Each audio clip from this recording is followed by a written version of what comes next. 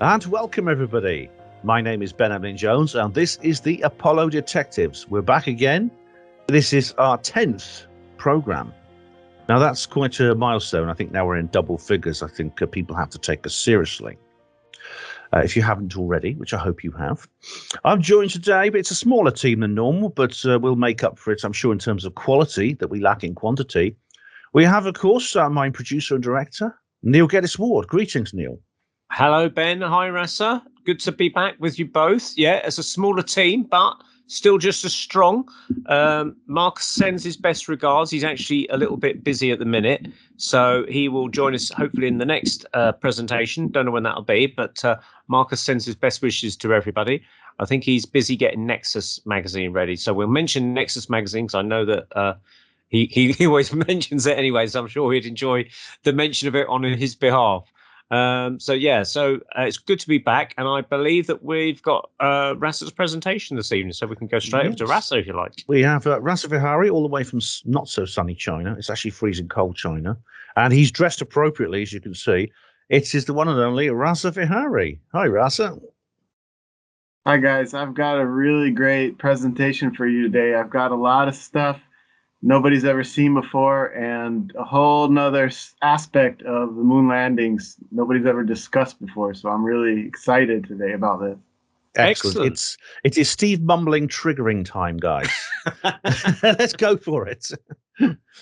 Oh, well, hang on. Before we go for the presentation, I know that Rasa's been looking into the Artemis project. And what is it that they brought forward a thing? Because normally they're quite behind with it. They've actually brought one of their missions forward now to 2023. Yeah, this is. I'm going to talk about that later, but they're feeling very confident about Artemis 2, which is the manned mission to just orbit the moon. And so I've been studying a lot how they're going to try to pull that off, and I think they might actually do it. You know, whether they can actually put a man on the surface is another question. It's still going to be quite something if they can, by next year, they can actually get another manned mission to the moon. That'll be actually incredible. It's just an orbital. Yeah. I think they can get a manned mission to the moon. It's whether they can get them back is the problem. You know, well, you can fire 100 people through the radiation belts, and they might live for maybe a day or two and not feel very well enough to even land on the moon by that point, you know. Well, we know a lot more things. We know more about the radiation belts of the now than we did in 1960 when the whole thing started. This is the whole point is that the Apollo mission was essentially planned without any real knowledge of what the real risk was, not just only from the Van Allen belts, but what happened beyond the Van Allen belts in terms of solar radiation, cosmic radiation, etc. So we know a lot more about that now, so we can assess the risk. So, because a lot of skeptics said, well, they were very lucky. Oh, easy to say that afterwards when everything's gone fine. Not so easy to say it beforehand when you're going to send human beings into an environment which you don't know about on live TV, where they could receive a lethal dose of radiation. So obviously, we'll see how it goes. We'll see what happens next year, though. But carry on, Rasa, with your news and presentation, because it's very interesting. Yeah. So I want to just try to start the screen sharing now. Okay, go for that. Yeah. You are.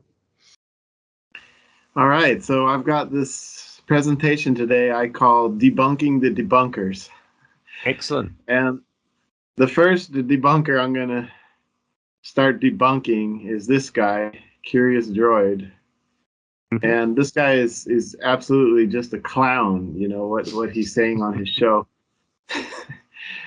So I'm familiar with his channel. I've watched his channel, and this particular video, he's a lot of people remark that he looks like me. I suppose he does a bit, although this is why I wear a hat with him on TV, so I don't look too much like him. So okay, I want to. So he's standing behind this picture of the course that they took in order to fly around the Van Allen belts, right? Mm-hmm.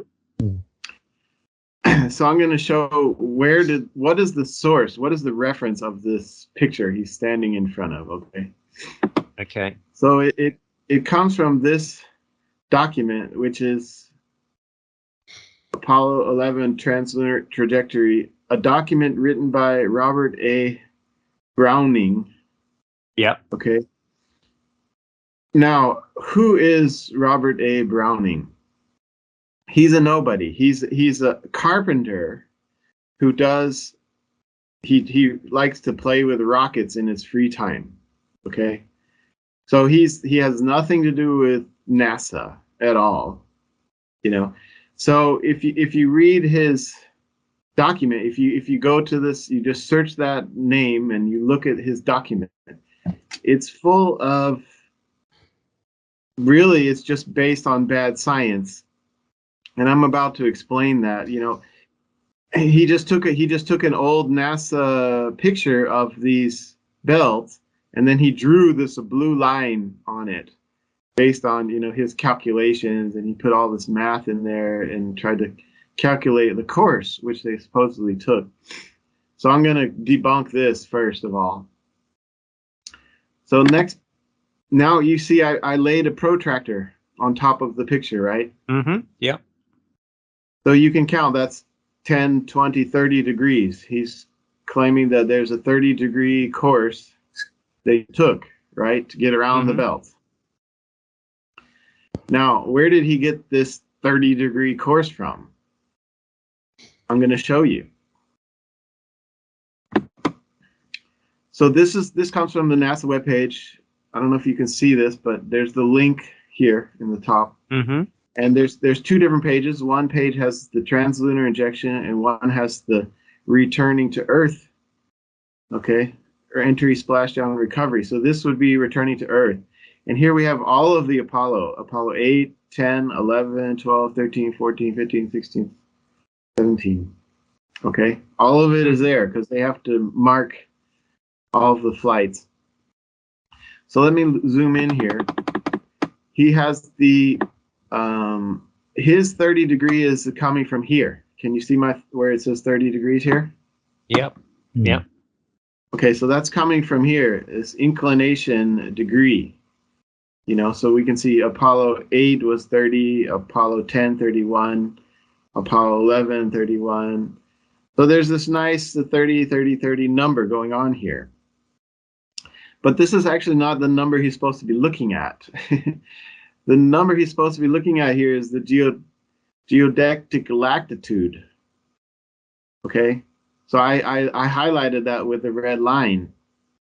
So this is the actual latitude above the equator, right, where the ship was leaving from. And so you can see here, this is actually a 21 degree above the latitude. There's a geocentric latitude and the geodetic latitude, and they're both about equal. And if you look down here to the coming back, the re-entry, you also have the geodetic latitude. So here they're coming from a negative 30 degree. Sorry, this is Apollo 7 and then Apollo 8. So you can see, okay, here's the return latitude. Okay, so let's look at these numbers, because this is the real numbers, the latitude of when they were taking off from. You know, so we've got the here's the Apollo 11, a 9 degree latitude, Apollo 12, 6 degree, Apollo 13, negative 3 degree, Apollo 14, negative 19 degree. So it goes like that. You know, here's Apollo 7 was a 4.7 degree latitude. And then you coming down here to the return entry. Apollo 7 is only a 0.17 latitude. So that means they're just basically coming straight back in at the equator level. So what do you mean about flying around the Van Allen belts? This is going straight through it. Yeah. So what I'm thinking is NASA didn't want to make so this whole theory about flying around the belt. NASA didn't publish that. That didn't come from NASA. It came from this Robert guy, and so NASA didn't want to make that statement. We flew around the belt because that would make them look like idiots. Because their own documents prove that they didn't fly around the belt. So they let this other guy write this paper, and they gave him an award for writing this paper. Oh, thanks for telling us that we flew around the belt. Now, so then we're going to let you be the one who say that, because we're not going to say that ourselves. We're going to give you an award for saying that. So this is the actual source material for that whole theory about we flew around the belt. Is just this Robert A. Browning guy's paper. And nowhere in NASA's documents does it actually say that. It actually says they flew right through the belt. This Browning guy, basically, he's using the wrong set of figures to create that illustration, and then NASA give him an award. So they give him an award to say thank you very much, but in a sense they get the best of both worlds, because if he messes up, and of course he has, and it's exposed, they don't have to take the rap for it. They'll just say, well, he's an independent fellow traveler, and they take their reward back. Yeah, because the skeptics have gone on and on about this. I mean, not just Shillito. A lot of them have gone on about this. I've had to deal with people who mentioned this and said, look, they flew around the Van Allen belts without explaining exactly, well, how did they know how big the belts were? How high were the belts? How thick were they? What was their intensity? And of course, that varies through the solar cycle. It was, I see now, if they're going straight through the belts, then again, into an environment they weren't 100% sure what would happen, with a very large risk factor. It's I think what it looks to me that they just, after the missions were complete, these supposed missions, they just said, well, let's just put this in as a kind of backfilling so that it makes us look more credible.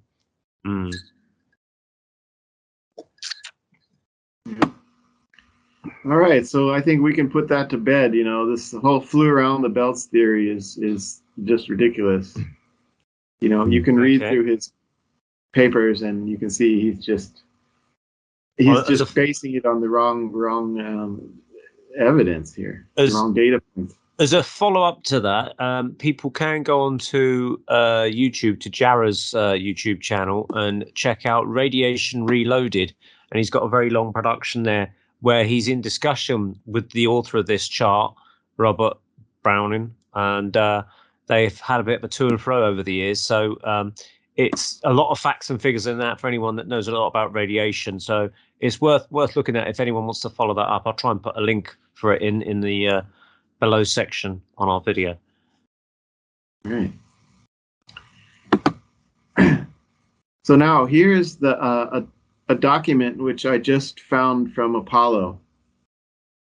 And this is talking about the mission doses. How much radiation did they get on certain flights? Okay.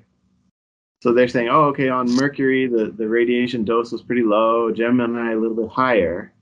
And then they put the space shuttle and Apollo here together.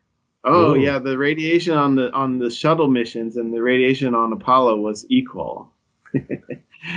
And then and then they put it the few shuttle missions where they went up to the Hubble level. Okay, there's more radiation when they went up to the Hubble level. So they're actually saying that the Apollo missions got less radiation than the Hubble missions, and even less radiation. This is just a flat out lie here. How dare they say? Yeah. The Apollo shuttle thing makes no sense at all, because the Apollo missions went hundreds of times higher than the than the Apollo missions, than the shuttle missions. But Apollo, of course, went all the way much higher. I think the Skylab Mir ISS may refer to the length of the missions, which of course is much more. Right. So that's the official. That's the official story NASA is using now. You know, we want to go to Mars, and the radiation is up there, and the reason the radiation is so high is because the length of the mission. Yeah, and I mean, what you have here, it looks like there's an exponential. The graph on the left axis looks kind of like an exponential cycle. It goes from 1 to 10, and it goes to 100 to 1,000. Right. But that still does not explain why Apollo and shuttle are the same. It just doesn't make sense. Right, and how can they say Apollo was more than the Hubble mission? Because both the Apollo mission and the Hubble mission was also just a few days. Yeah. So, well, the Hubble's So that's their whole excuse is that the Apollo missions was only a few days, so they didn't get much radiation. That's the official story they're telling everybody now. And you know, well, shuttle missions tend to be quite short as well. I mean, they go up for about a week or so. I mean, it's about the same. Generally, I'd say from what I've seen, it's about the same duration. The only long distance missions long time missions would be the permanent space station, Skylab Mir ISS. No doubt the Salyut series were the same. But that's when they spend like months up there.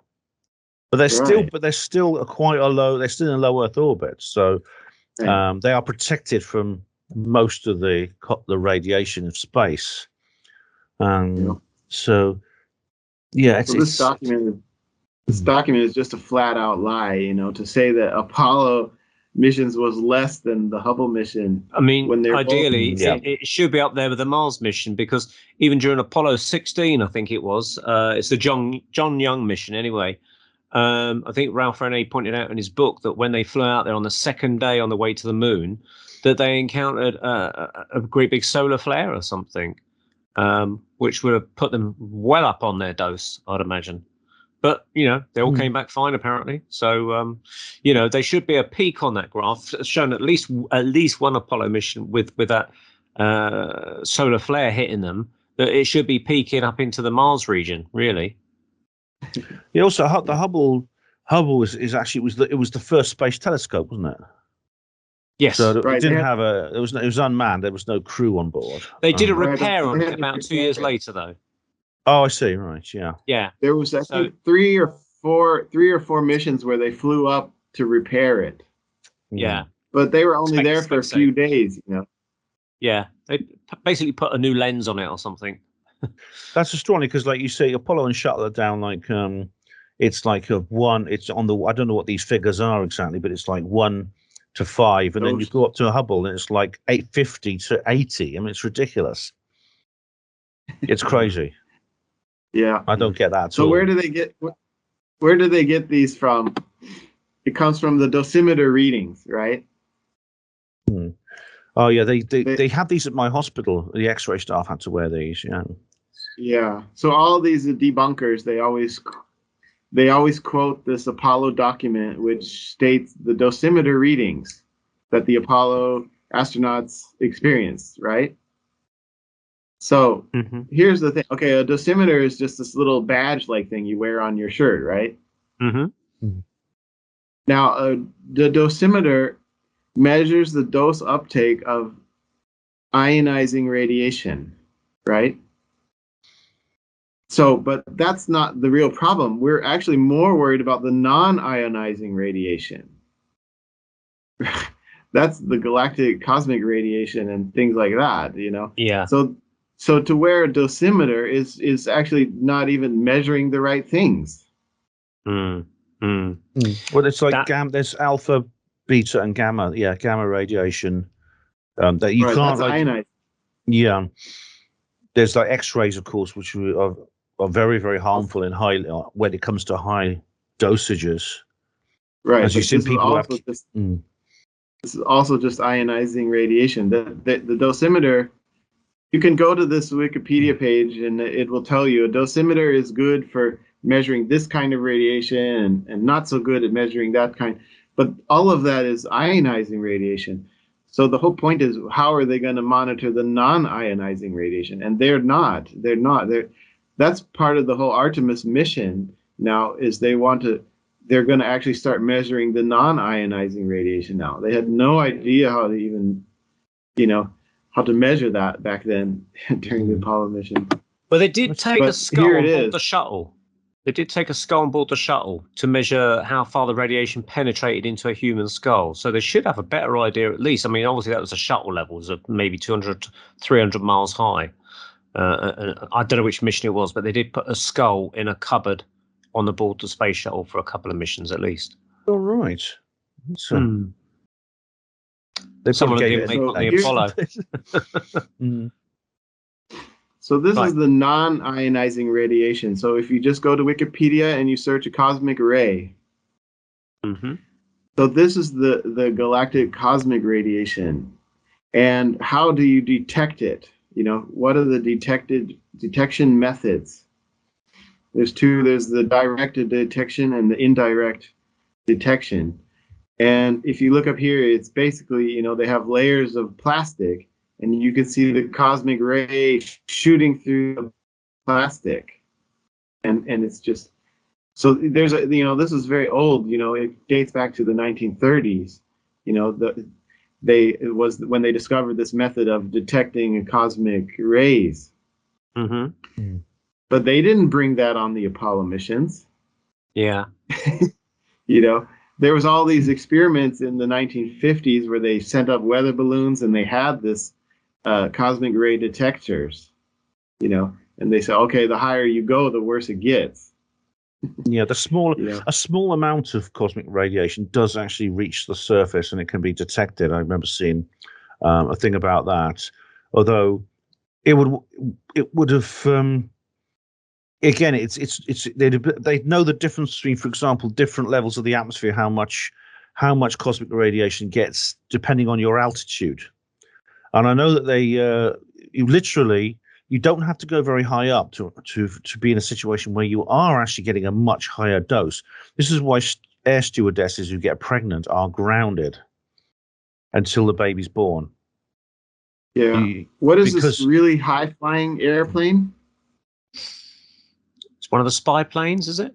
Well, there's several Concorde, and there's Concorde. Concorde. Right. That's the passenger jet. That's right. Yeah. In one of the NASA videos, she's saying that the Concorde, the stewardess, has to wear a dosimeter, and because they're qualified as a high radiation risk job. It's 60. It cruises 60,000 feet. Very high up, yeah. And at that level, most of the atmosphere is below you. Most of the Earth's atmosphere is beneath you at that point. And so now they're the new kind of materials that they're using for the Artemis mission. Now they're proposing to use this for the Concorde as well, to protect Concorde passengers from radiation. Well, right. Concorde doesn't fly anymore, but there are airliners. Yeah, there are other high flying. Yeah, other planes fly very high too, and even like a normal airliner goes to like 40,000 feet, and even there was a radiation risk to.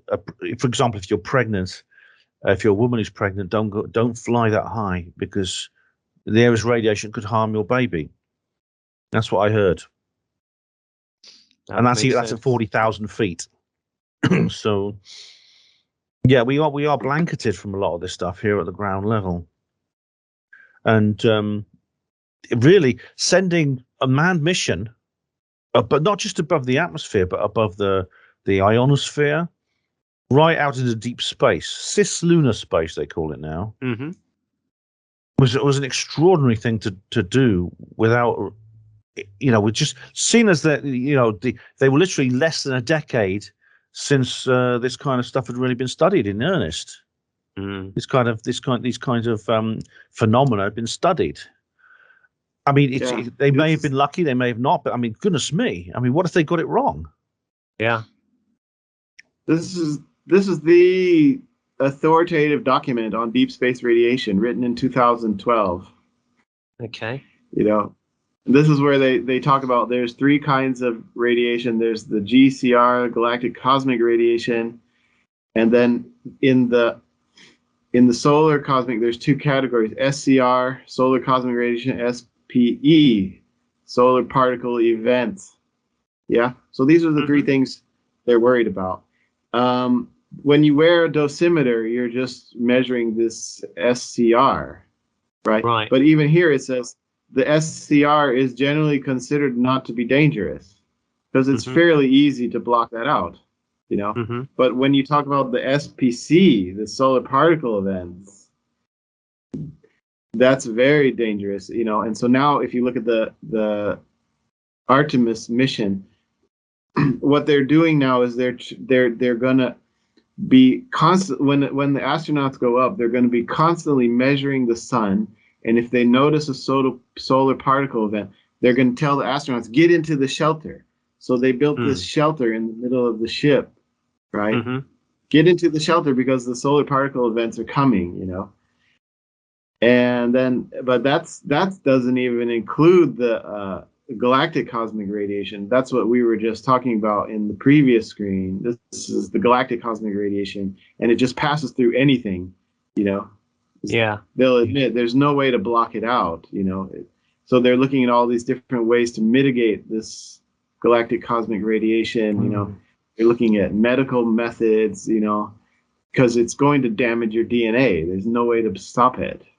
It's at my hospital, there were radiotherapy chambers, and where cancer patients would be given very high doses of X-rays from a machine called a LINAC.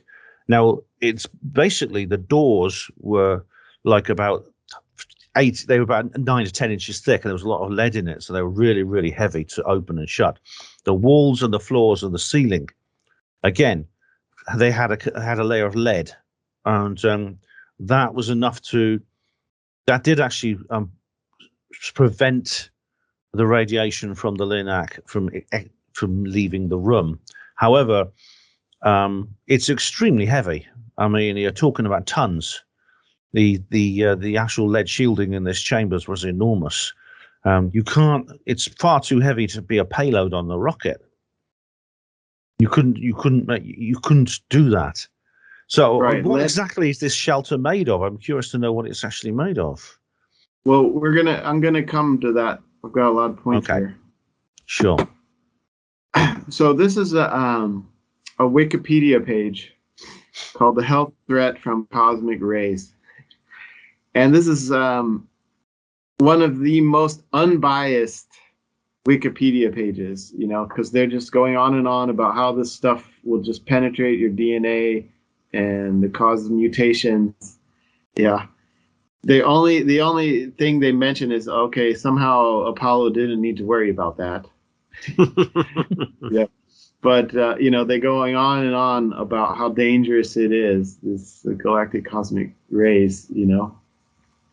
So it's just an interesting article I think people should read. All right. And here's a TEDx interview, how we can better protect astronauts from space radiation.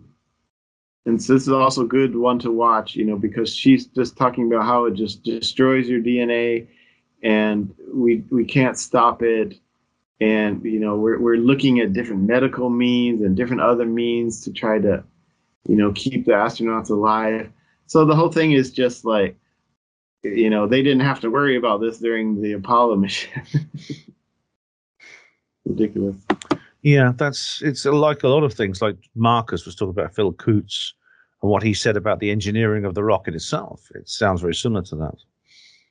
I have to look. I mean, I've not seen this yet, but it looks interesting. Yeah, this is a great interview. This is one of the most. Go ahead. Yeah, I was going to say the term showstopper that has been used before. It was actually it was either Marcus or it was Mary Bennett, who was interviewed by John Ronson in a program in the 1990s, and they used the term showstopper to talk about cosmic radiation, saying that basically it's the biggest showstopper in the universe when it comes to manned spaceflight. Yeah, so this is a great TEDx interview, and it's probably one of the most unbiased ones. You know, he doesn't mention anything about how Apollo somehow managed to survive it. He goes on and on about and then he gives a solution. Maybe the best solution, the best idea is to use a magnetic shielding, you know. So he mentions that on TEDx. Nice. So this is another really interesting NASA engineer, and the name is radiation shielding for deep space mission. And this is where he's talking about the magnetic shielding. And I paused it on this one quote. This is the most honest quote. He says, "But then if you were to leave low Earth orbit, we don't have the technology for that." We used to, but we don't anymore. And it's from NASA. Yeah. So this is like, he's talking about how he's one of the people who's designing this magnetic shielding. Okay.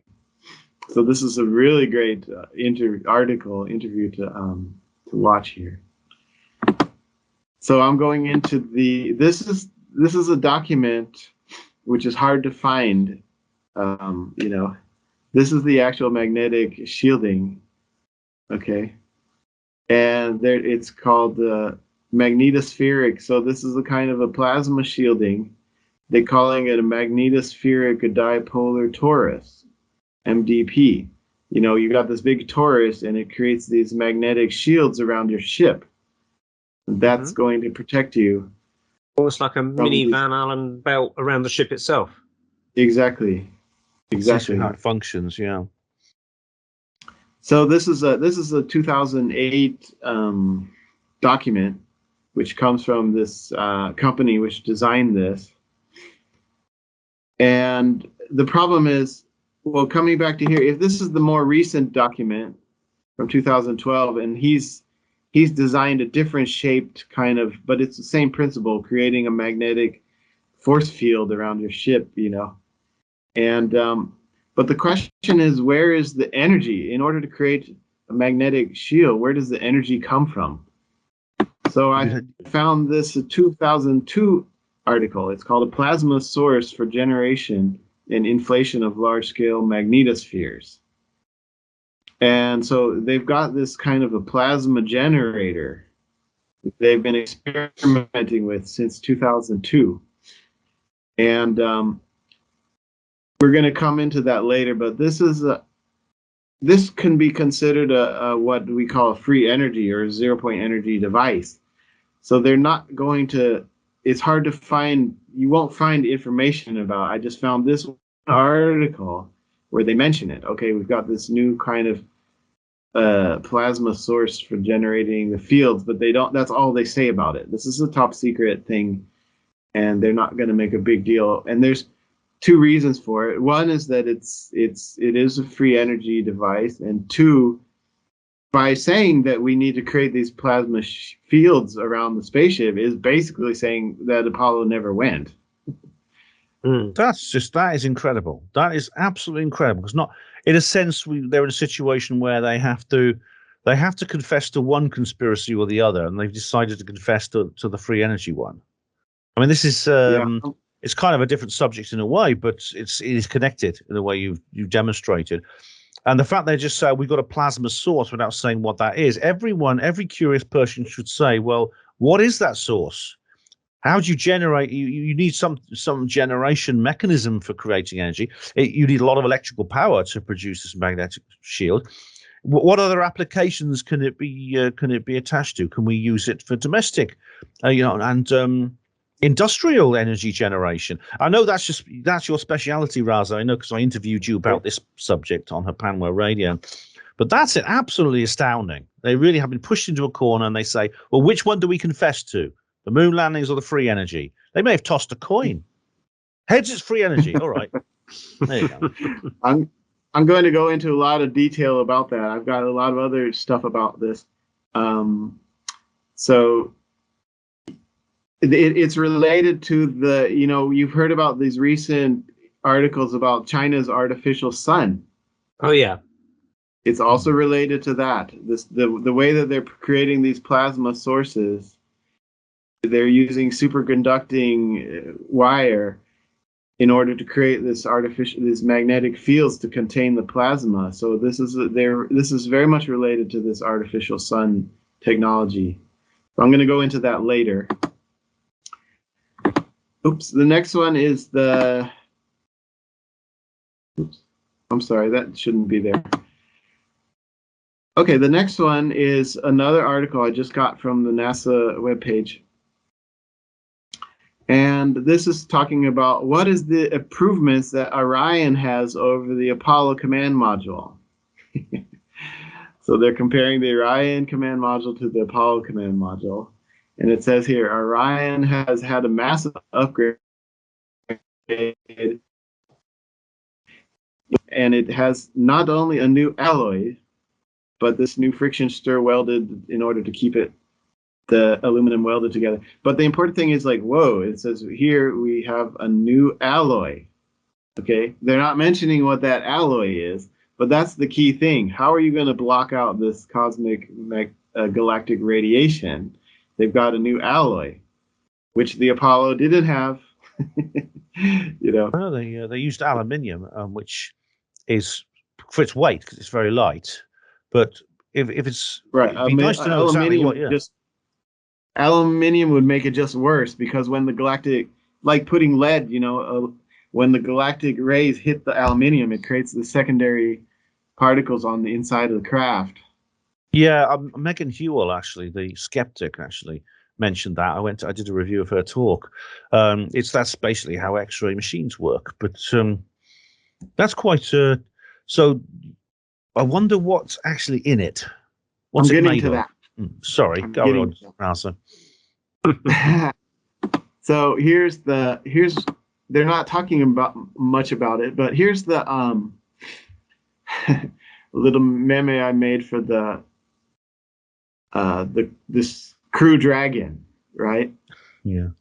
So in the 1960s, you can travel 380,000 kilometers to the moon and just, take off your spacesuit and shave your face in the lunar orbit, But here's the Crew Dragon,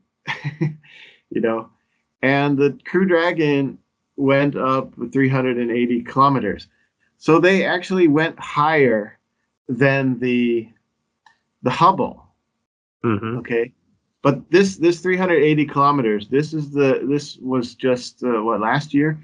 So this was the highest any human being has ever flown. And how did they do that? Okay. So I've been searching through the SpaceX web pages trying to find out how they did this.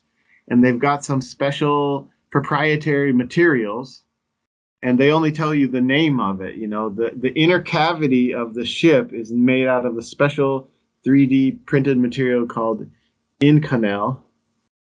And then the suits they're wearing are made out of another specially 3D printed material called Nomex. Okay, so they're not telling us how they actually made these materials, but this is they have a lot of special secrets here. But that's the special ship and the special spacesuits is what allows these astronauts to go up 380 kilometers, higher than the Hubble, anything NASA has done in the past. So and coming back to space. Can I just ask, Rasa, did they specifically keep these spacesuits on for the purposes of protection from radiation at 380 kilometers? Yeah, it wasn't just to look cool or something. They look cool, don't they? Those ships, the suits, they look very film-like, like something out of Alien or something. Yeah, but yeah. I did. So if that was the absolute reason they did it, then NASA have some explaining to do about the picture above. Yeah. Okay, now I'm coming to the micrometeorites, because I mentioned this before, and when a couple of years ago when I did my first interview, I mentioned some numbers, but I was just taking those numbers off of Wikipedia, and since then Wikipedia has upgraded their numbers. So now I'm giving you the up-to-date numbers here. So micrometeorite travels, here's the speed, 39,600 kilometers per hour. Okay, this is the speed of the micrometeorites. All right, and how much micrometeorites? 40,000 to 20,000 tons per year. Okay, you can see it? Mm-hmm. Yeah. And so also, it's not only that, they also have 50 tons per year of meteorites. This is what hits the Earth. Yeah, it hits Earth, hits the moon. So the difference between a micrometeorite and a meteorite is just basically the size. They mention, if it's above this size, it's a meteorite. If it's smaller than that size, it's a micrometeorite, right?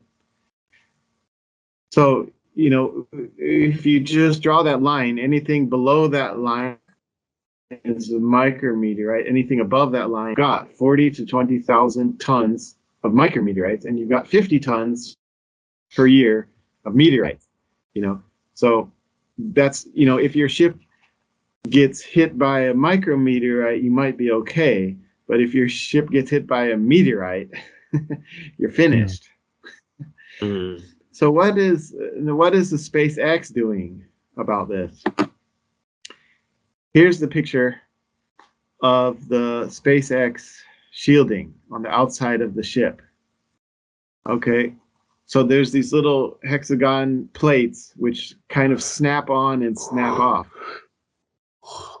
And what are they made out of? It's called the phenolic impregnated carbon alligator X. That's the name for this material, these little hexagon panels. Okay, they're sticking on the side of the ship. Of course, they're not going to mention what it's made out of. It's a special kind of 3D printed carbon, again, so it protects not only from micrometeorites, it protects also from radiation and heat of re-entry. So now there's another Wikipedia page which is called active shielding. And this is used, so basically one of the ideas they're talking about is they want to have like a robotic arm. And so if a micrometeorite hits your shield and it busts up one of these plates, there's a robotic arm that will reach around and replace that panel. That's kind of one of the ideas they have. If you actually get hit by a meteorite rather than a micrometeorite, it's going to bust that panel up. So they're thinking about having a little robot, a robotic arm that will crawl, or a robot that will crawl along the outside of the craft and can replace the panels. And they also have a very kind of a special glue, that glues it down, So these are some of the ideas that SpaceX is talking about in order to deal with the meteorite and the micrometeorite problem. Again, something which the Apollo missions never had to deal with. If you compare that to the Apollo mission, here's a 2-inch space between these 3 layers of aluminum. This is how they dealt with the typical micrometeorite protection. It's just laughable. Think that this tiny little few pieces of aluminum will actually protect from micrometeorites. Considering that they would actually openly say that in the lunar module, if you dropped a screwdriver, it'd make a hole through the floor or something, Yeah. And if this worked for Apollo, then why? It seems quite a simple and lightweight and probably not very expensive way of protecting from meteorites. So why not just adapt it and perhaps modernize it slightly for the Artemis missions? Why do you have to come up with something completely new and novel? It's right. That's why we got the SpaceX is taking it seriously. They're almost looking similar to the shuttle tiles, but a much more modern take on the shuttle tiles, aren't they? Yeah. All right. So let's keep going. We've got now we're going to debunk the next thing. The third-party evidence for Apollo moon landings. So this is a lot of the debunkers always say, oh, we've got the ham radio operators. Yes. You hear that so much. The ham radio operators proves that they went to the moon. Okay. So we've got the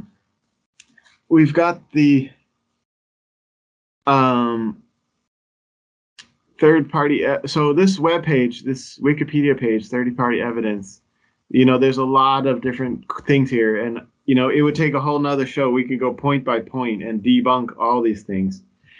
But when you look at the ham radio proof, what is the third party ham radio proof? they've been editing this Wikipedia page now, and now all they have is this one Kettering Grammar School. Okay, a group of Kettering Grammar School used radio equipment, monitored both Soviet and U.S. spacecraft, calculated their orbits. According to the group, December 1972, a member picked up an Apollo on its way to the moon. Okay, first of all, if you have a ham radio, you have no idea where that signal is coming from. It's just signals bouncing around within Earth's atmosphere, So to say it picked up an Apollo 17 on the way to the moon, fortunately for them, they put quotes around it. Quote, picks up an Apollo on its way to the moon. Quote, it means like, at least they put quotes around that, because literally speaking, there's no way to know whether it was actually on its way to the moon or not with a ham radio. Yeah. So also it says on the way to the moon. It doesn't say landed on the moon. I suppose that right. So they assume that, depending on when during the mission they picked up the radio. Yeah. It's just an assumption. If they picked it up at the beginning of the mission, they'll say, well, they're obviously on their way to the moon. If they picked it up near the end, well, they're obviously on their way back to Earth. Yeah. That's the likeliest time when they're going to start trying to track them with ham radios, is when literally they're in the Earth orbit before they've gone TLI, because they kind of think, well, this is our best chance of picking up a signal because it's closer. So, you can probably pick it up in orbit going around the Earth. Like you could perhaps pick up people in Skylab at the time going around the Earth. But, they're all still in the space. They're not actually on the moon.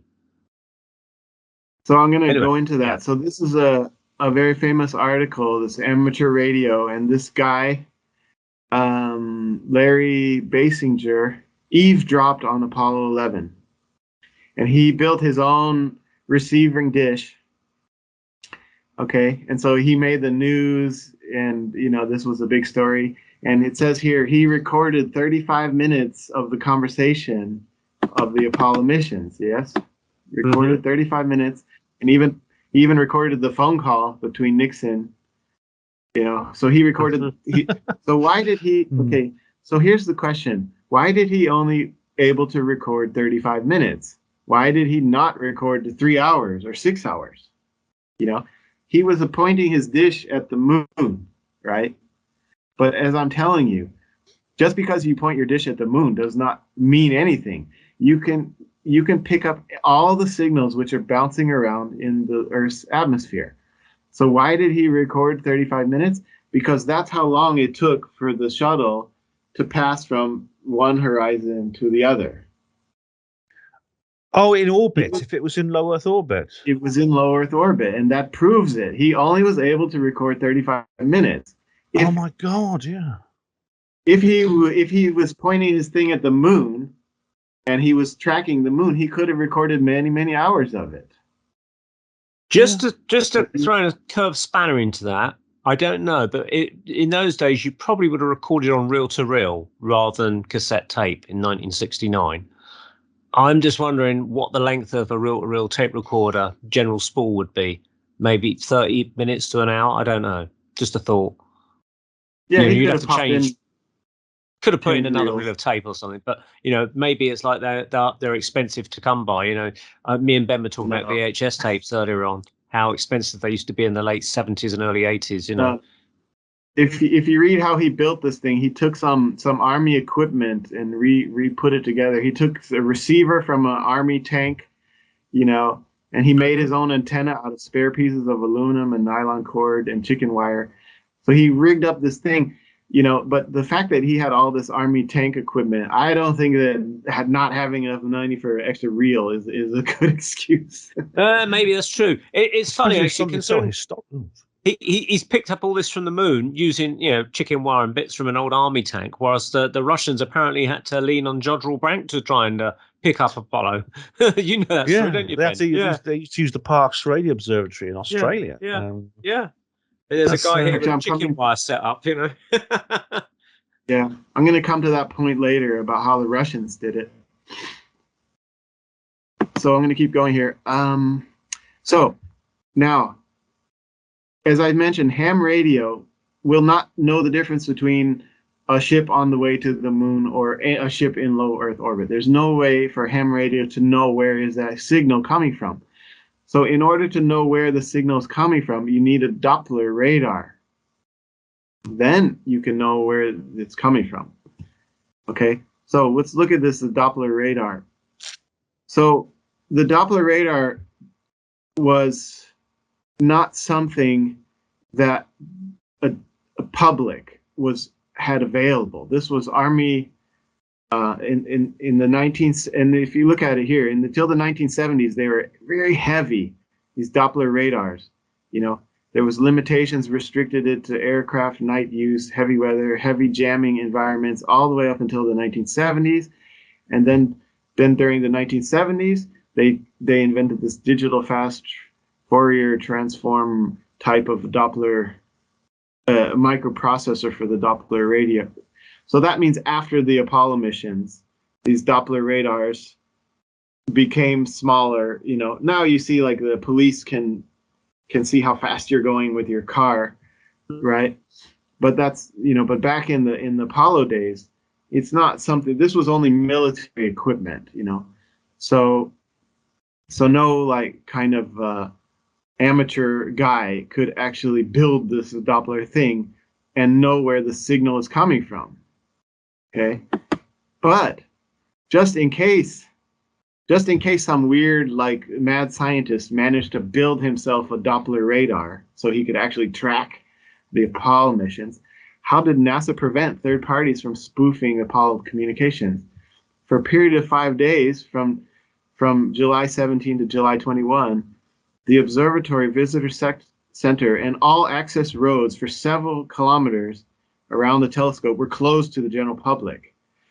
Ooh, so it means that during the Apollo missions, NASA would block off the area around their telescopes for several kilometers. Because say there was a mad scientist and he somehow managed to build his own Doppler radar, in order to track the Apollo missions, he would have actually had to gone to the observatory where and been aiming at the same direction where their dish is pointing. That would have been the only way to track it. So NASA actually took steps to prevent people from tracking the ships. It says here, you know, they drew perimeter around the dishes so nobody could get in. You have to have a special key tag to get in to the dishes at that time, you know. Well, so the excuse that they're giving here is because if there would have been a guy with a Doppler thing, he could have jammed the signal, right? So that's the excuse they give. Oh, so they blocked off they drew a perimeter, they blocked it off. We don't want anybody to jam the signal. But really what they didn't want anybody to track the crafts. Looks like it, yeah. Okay. Well, how about that? That's interesting. Very, yeah. That seems not awful. You should think they wouldn't mind if they were really going to the moon. In fact, they'd be very proud to put the public into the telescope to observe independently the Apollo rockets on their way to the moon and back. So now coming into steps that NASA has taken to prevent people from finding out about Apollo. This is the Apollo. This is the law which was passed so that the Apollo landing sites are off limits. You know, one small step to protect human heritage in Space Act.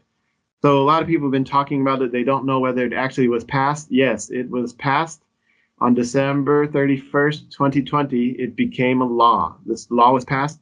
The Apollo landing sites are now off limits. Okay. Is that all the Apollo sites? Because I'm sure someone said, oh, it's only Apollo 11 and Apollo 17. No, all of them are protected it covers all of under them. this law. Right. Okay. This is, yeah, there's obviously this is not enforceable. I mean, for instance, you can't actually send the police up there, but also, it's not a sovereign territory of the United States. The moon is not sovereign territory. Say what you can and can't do. After all, they bloody well landed there without permission, didn't they? Who gave them permission to land in the first place? I think, well, you could say that, but also, I know there are people pushing to have some kind of treaty, outer space treaty, regarding the sovereignty of other planets and things like that. And under this law, the Apollo sites would essentially become United States, not overseas, but extraterrestrial territories. when they can dictate who goes in and out. Well, India and China has already photographed the landing site, so sorry, it's too late. But also, do you remember the Google X Prize? The Google X Prize was where they literally wanted some independent people to design a space mission which would land a rover on Mars and allow it to unmanned rover, a bit like the Jade Rabbit one, and let it go 200 yards, and then the Google X would give them so much money. But that's when NASA stepped in and said that they must not land anywhere near the Apollo landing sites. The Google X Prize. They canceled the whole. Yes, they did. Canceled the whole. All right, so I'm coming into another step, which NASA is doing to protect its Apollo missions, and these are the Psi-Ops. Okay, so we've got 6 major Psi-Ops in order to discredit us, the moon landing researchers. Okay, so they're throwing in all these Psi-Ops in order to lead people here and there, you know. Mm-hmm. So these are the 6 Psi-Ops. The first one was 2002, this French documentary, Operation Lunar, which is all Stanley Kubrick landings, you know. And then you've got Donald Rumsfeld and what's that other guy? Kissinger. Henry Kissinger. This was a mockumentary, wasn't it? It was right. The mockumentary where they tried to pretend like it was not a joke, right? Yeah, I saw that. It was meant to be a joke. It was meant to be a comedy. Yeah. So anything coming out of Kissinger and Rumsfeld's mouth is a lie. Okay, you should know that off the bat, you know. Yeah. And so they're just mocking us, you know. And this whole theory about Kubrick filming it, you know, that's where it began in 2002, and it's still going on today. They're releasing all these WikiLeaks article, WikiLeaks released Kubrick filming it, blah blah blah. This is all just trying to mislead, just to discredit us. That's why they're doing these things, you know. And then the Secret Space came out in 2005. That's the whole theory of they actually went, but then they provided us fake film because they wanted to hide the existence of aliens on the moon. That's Christopher Everard's film, isn't it? Yeah. See, I actually saw that, and I don't think he actually says exactly that. He says he actually is open to the idea that the moon landings were faked. Right. Everard. Right, but he was the one who started this whole thing into motion, you know. Now you have the Gaia mission, the Gaia disclosure, which is all about aliens, and they're officially promoting the aliens thing, and they even got Buzz Aldrin and another astronaut, you know, talking about, you know, I think I saw some crafts, you know. So this is a huge. They've got a lot of money into this Gaia thing, but you know, now that's, you know.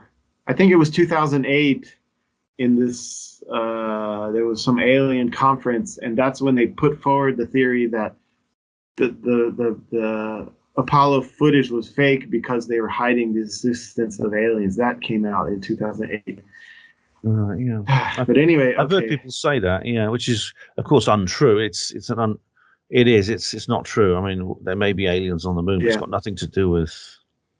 They're trying to say yes, but they did go there. But the fake stuff is because of that. Yeah. Right, and then 2015, the Moonwalkers, the theory that they hired Kubrick to film this fake scene, but they didn't fail, so they didn't have to use that fake scene. You know. I actually reviewed that film. I watched it. It's quite funny. It's a comedy. Yeah. But because one guy pretends to be Stanley Kubrick, and of course they're completely incompetent. They're trying to produce a fake moon landing. They're completely incompetent. However, in the end, like you say, in the end, the Apollo mission works anyway. So it's all superfluous. Yeah. So the reason I'm talking about these psyops is because I have to deal with these every day. In my Facebook group, I get these trolls coming in. Oh, actually, they did go to the moon, and they made a fake film, but they didn't have to use it. And then I also get so many people talking about they did go, but the fake film is because of the aliens there. And every day I have to deal with people saying Kubrick filmed it, especially the next one, this 2015, the fake Kubrick confession. Oh, God, yeah. I can't tell you every day how many people post. People fall for these kind of psyops. And then the 2016 Operation Avalanche, another psyop, where they circled the moon, but they didn't land. Right. I remember that one. It's not a very popular psyop. I've never had many people in my group. I have never had any trolls saying that. We circled, but we didn't land. But anyway, it was an attempted psyop. And then finally, the sixth psyop is the whole flat Earth. And I remember, when dealing with these flat earthers, especially 2016, 2017, they've been, I've been having to deal with these people. Yeah. If Jarrah was here, his smoke would be coming out of his ears right now, wouldn't it? I mean, he hates this sort of thing. So now I've actually tracked down the Kubrick connection. This is a very interesting article. This is the Kubrick connection. Okay, so in January 1965, there was a group of space writers in New York City. Two of them were Harry H.K. Lange and Frederick Ordway, and one was a previous NASA staff, and the other was they were both Ordway was not only leading intellectual at NASA, but public relations. So this Ordway and Lange were in a club, and they were meeting with Arthur C. Clarke. Okay, so it says here, before Lange and Ordway could get in a cab, one of the club employees told Ordway that he had a phone call. It was Kubrick making a call and offering him to come work on 2001. So Kubrick called these two ex-NASA employees and said, come work with me on 2001. Okay, this is the actual Kubrick-NASA connection, was that Kubrick actually hired two ex-NASA employees to come help him on 2001. And this took place in January of 1965. And then a little bit later, down here at the bottom, this George Miller, the NASA's high ranking, came to Kubrick's studio set and he dubbed it the NASA East. Okay. He was so impressed by Kubrick's stage set that this George Miller of NASA called it NASA East. So you've seen this photo of Kubrick walking with the NASA employees, right? George Miller, guys. So this is the actual where it comes from. This is when George Miller came to visit. It's interesting. I'd just like to make a comment on the whole Kubrick thing because it's very interesting. The fake Kubrick confession, I know a lot of people still believe it, even though the old man in the video is very obviously not Stanley Kubrick. You can see quite clearly it's somebody different. But Vivian Kubrick, his daughter, Kubrick's daughter, she tweeted when that all came out, and what she said was very, very interesting because. I'll see if I can find the actual quote that she made because it's very, very interesting. The quote is very interesting. Let me just find it. So I won't keep you long, Rasa. Whilst you're finding it, Ben, I'll just say what I know about this on the Kubrick front because I watched Deep Thoughts Radio, which is, I'll put a link there in our video as well. And anyone that's listening from Deep Thoughts Radio, hello to everybody there. Very interesting YouTube channel. And the guy there, Mark, the host, talked about the fact that he's been talking to Stanley Kubrick's daughter, and she says there's no way Stanley Kubrick, her father, was involved in the Apollo fake moon landings because she never left his side because of an illness she suffers as a child, and he was very loath to let her out of his sight because of this. I don't know what the illness was now, but it's quite a serious illness, and so he would always be with her. So she was always with him on the set, and that's how she ended up being in the film, playing the daughter of the main character. where she's talking to him And through also- the kind of Skype thing, Yeah. whatever it was. She made a documentary about Shining as well. But she says, surely an artist such as my father, whose profound degree of artistic integrity is self-evident, and she goes along about his political and social conscience. Would you think he'd be the last person ever to assist the US government in such a terrible betrayal of its people? And she carries on in this sense, but what she doesn't say, the interesting thing is not what she says, it's what she doesn't say. She never once says, but this is ridiculous, the moon landings were real, everyone knows that. She never says that. She never confirms or denies whether the moon landings were real or not. She just says, my father had nothing to do with it. And he went, I believe her. I mean, Kubrick, I think he was a man of principle. He was also good friends with Andrei Tarkovsky, the Russian filmmaker. And they wouldn't have wanted him comparing notes with someone in the Soviet Union, things like that. So I believe her. But it's interesting. She's not actually saying that she believes the moon landings were real. Yeah. So also I want to mention that, I've been studying all these Apollo images and Apollo videos, and I've come to the conclusion that this so-called front screen projection was not used. It couldn't have been used, especially, because you've got these cameras panning around. So where are you going to put this front screen projection equipment? You can't. So they used the backdrops. That's how they did it.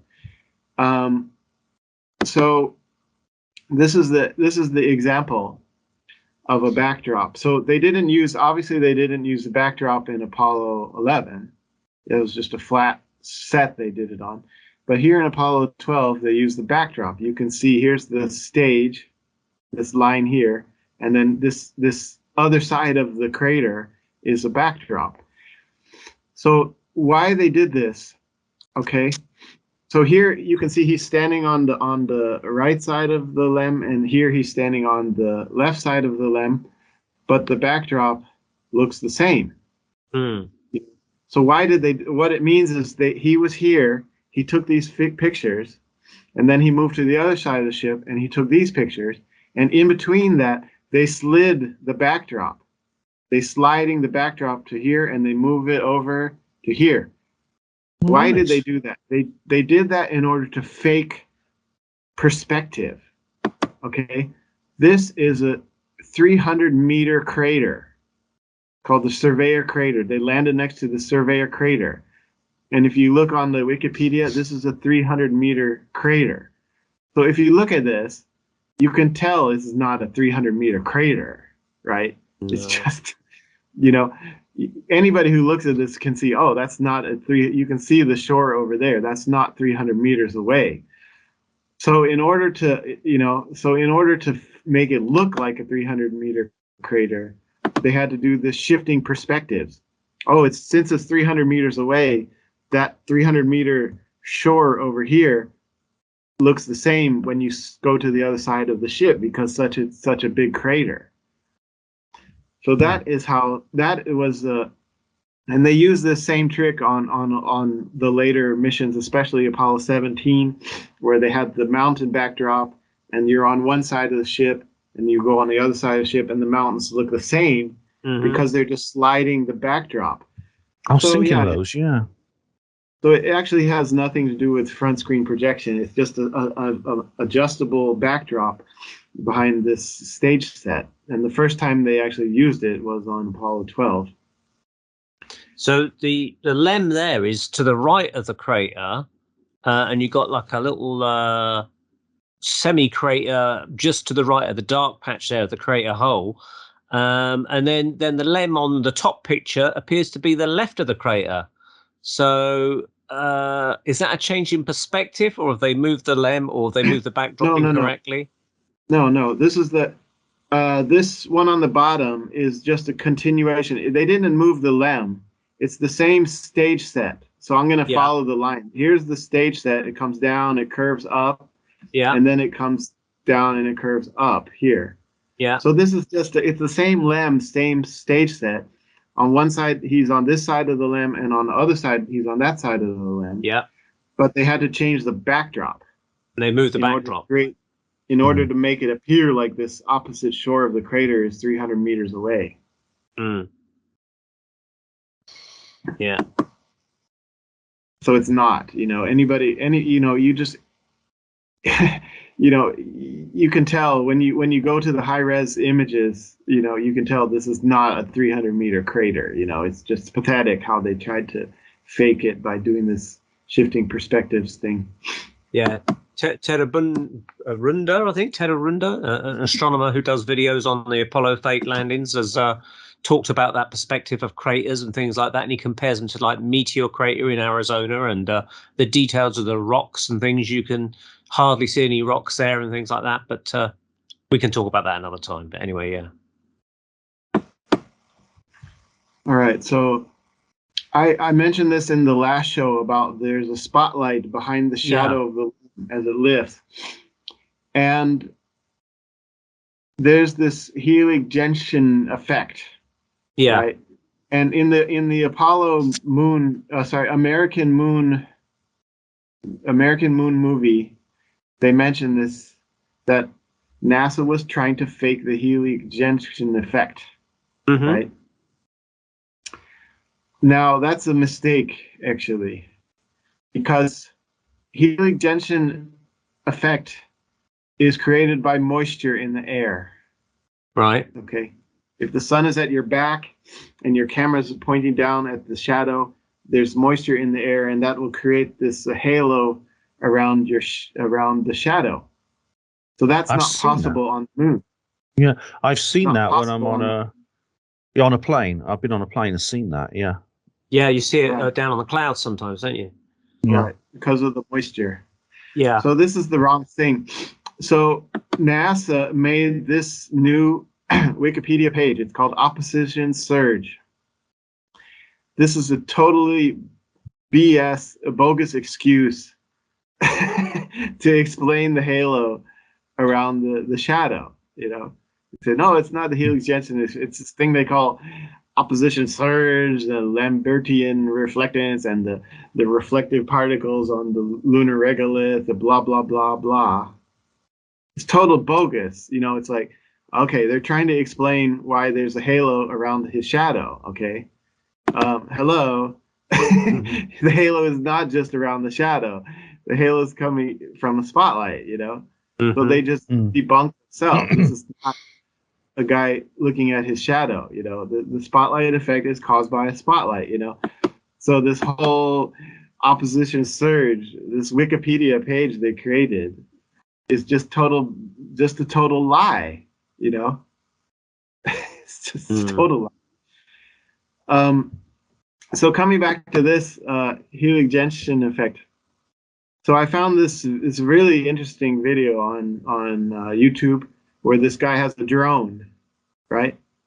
Yeah. And the drone is filming this halo, and a lot of the NASA people will use this as evidence, to debunk.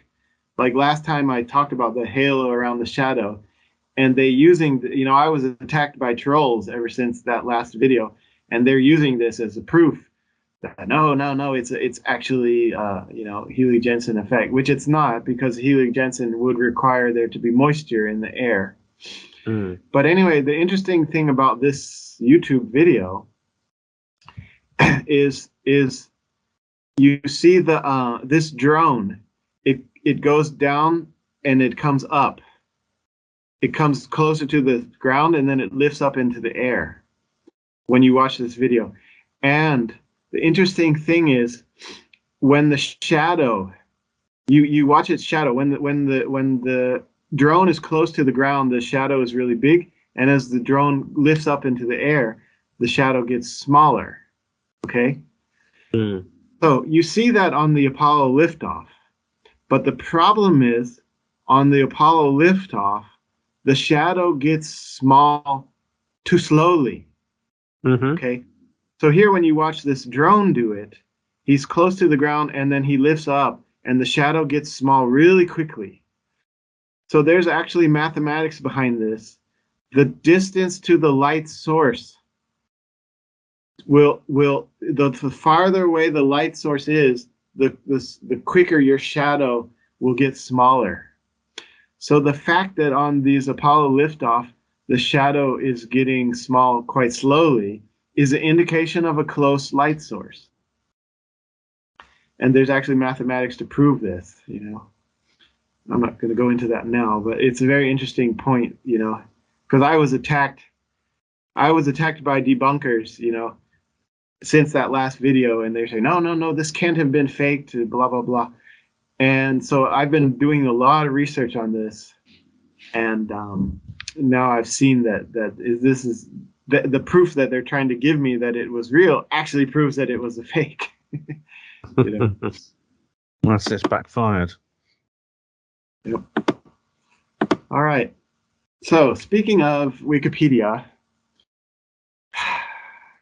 this comes from this third-party proof of the Apollo missions. And here is the official name calling, okay?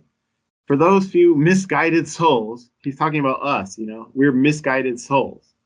You know, cling to the belief that the moon landings never happened, and they're delusional rejections. So they're calling us delusional, and they're calling us misguided souls, okay? So that's this politer is than name usual. calling. Yeah. So this is name calling. This is name calling. So this is pretty pathetic that NASA has to resort to name calling in order to try to discredit us. Can I keep going, Ben? Yeah, it's of course James Oberg, who was commissioned by NASA to write a book debunking us. He called us cultural vandals. It's typical use rhetoric and ad hominem attacks against people they know have a point. Otherwise, they wouldn't need to. Mm. So, speaking of misguided souls, this is a temple in London, the Grand Lodge of London. Okay, so this comes from their webpage. I'm going to read this. In 1723, completion of the Grand Lodge in London, they've written the Constitution of the Freemasons, the first public document. And so the Freemasons came out publicly, and the Constitution, this is the Constitution, was passed down from the previous Grand Master, Duke of Montagu, to the next Grand Master, Philip, the Duke of Wharton. So this is a drawing they made of that historic occasion of the first Constitution of the Freemasons. And in this picture, you see they love their pillars and their checkerboard floors. And here in the back is the parting of the Red Sea. And on their webpage, it says the parting of the Red Sea represents a safe passage to the promised land where scientific values blend with stonemason philosophy and leads to a spiritual transcendence. And on the top is the Greek sun god Apollo, riding in his 4-chariot horse, symbolizing the unfolding of a divine heavenly plan. So this is why Freemasons love Apollo, the sun god. And they also love his sister, Artemis, the moon goddess. So here, this is why these Freemasons love Apollo. Now, here we've got, this is coming from a Freemason webpage. These were the people involved with the Apollo missions. So we've got 14 publicly admitted Freemasons here that were a part of the Apollo hoax.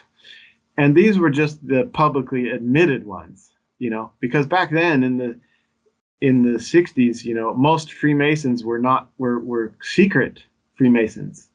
Nowadays, you know, Freemason is not very secret anymore. You know, you've got Freemasons YouTube channels, and they're very proud of the fact that they're Freemasons.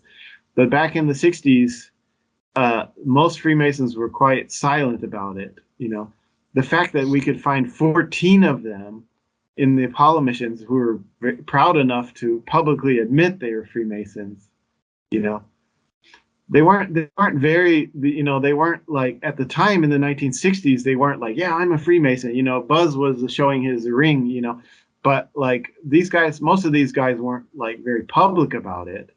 It's not until later that the Freemasons they're showing how proud they were of these Apollo crew members that were Masons. So there may have been others, but these are just the 14 that they admit to.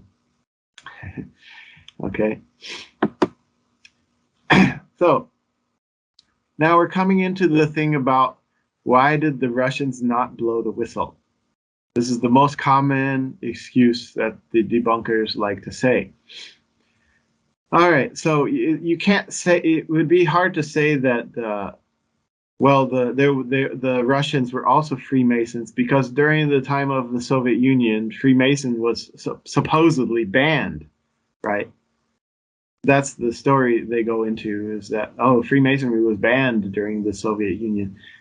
Now, I personally doubt that's true, but anyway, let's just accept that as true for a while, and let's come here.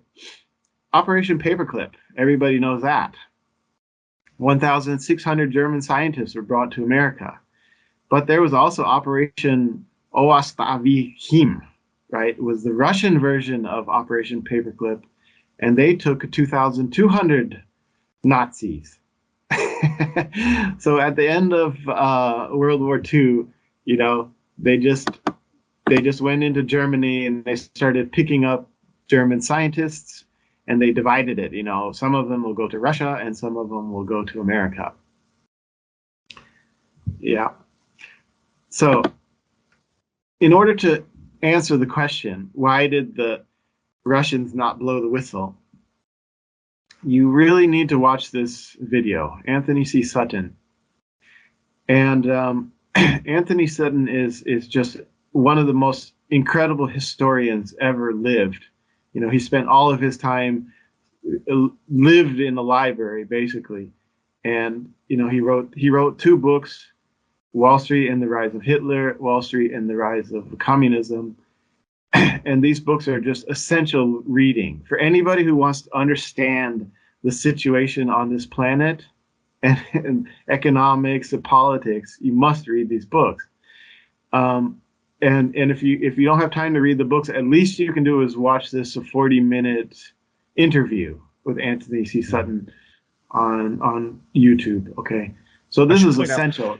Can I mention, Rasa, that these are quite big books, but he's done a compilation, a smaller compilation called National Suicide, which is a very, very good book. I mean, if you haven't got time to read the 2 big ones, then just read National Suicide by Anthony Sutton, because it's excellent.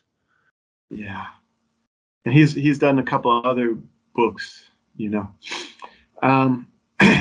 So this is kind of a background. I'm telling you, if you haven't seen this YouTube video, you definitely should. To really, and so I'm going to go into more detail here, what he talking about. So why did the Russians not blow the whistle? Well, here's a very simple picture. Here's a 1967 photo of Johnson meeting with the Soviet leader Kosygin before the hoax. And here's the 1973 photo of Nixon meeting with the Brezhnev after the hoax, and they're all drinking together. Yeah, we pulled it off,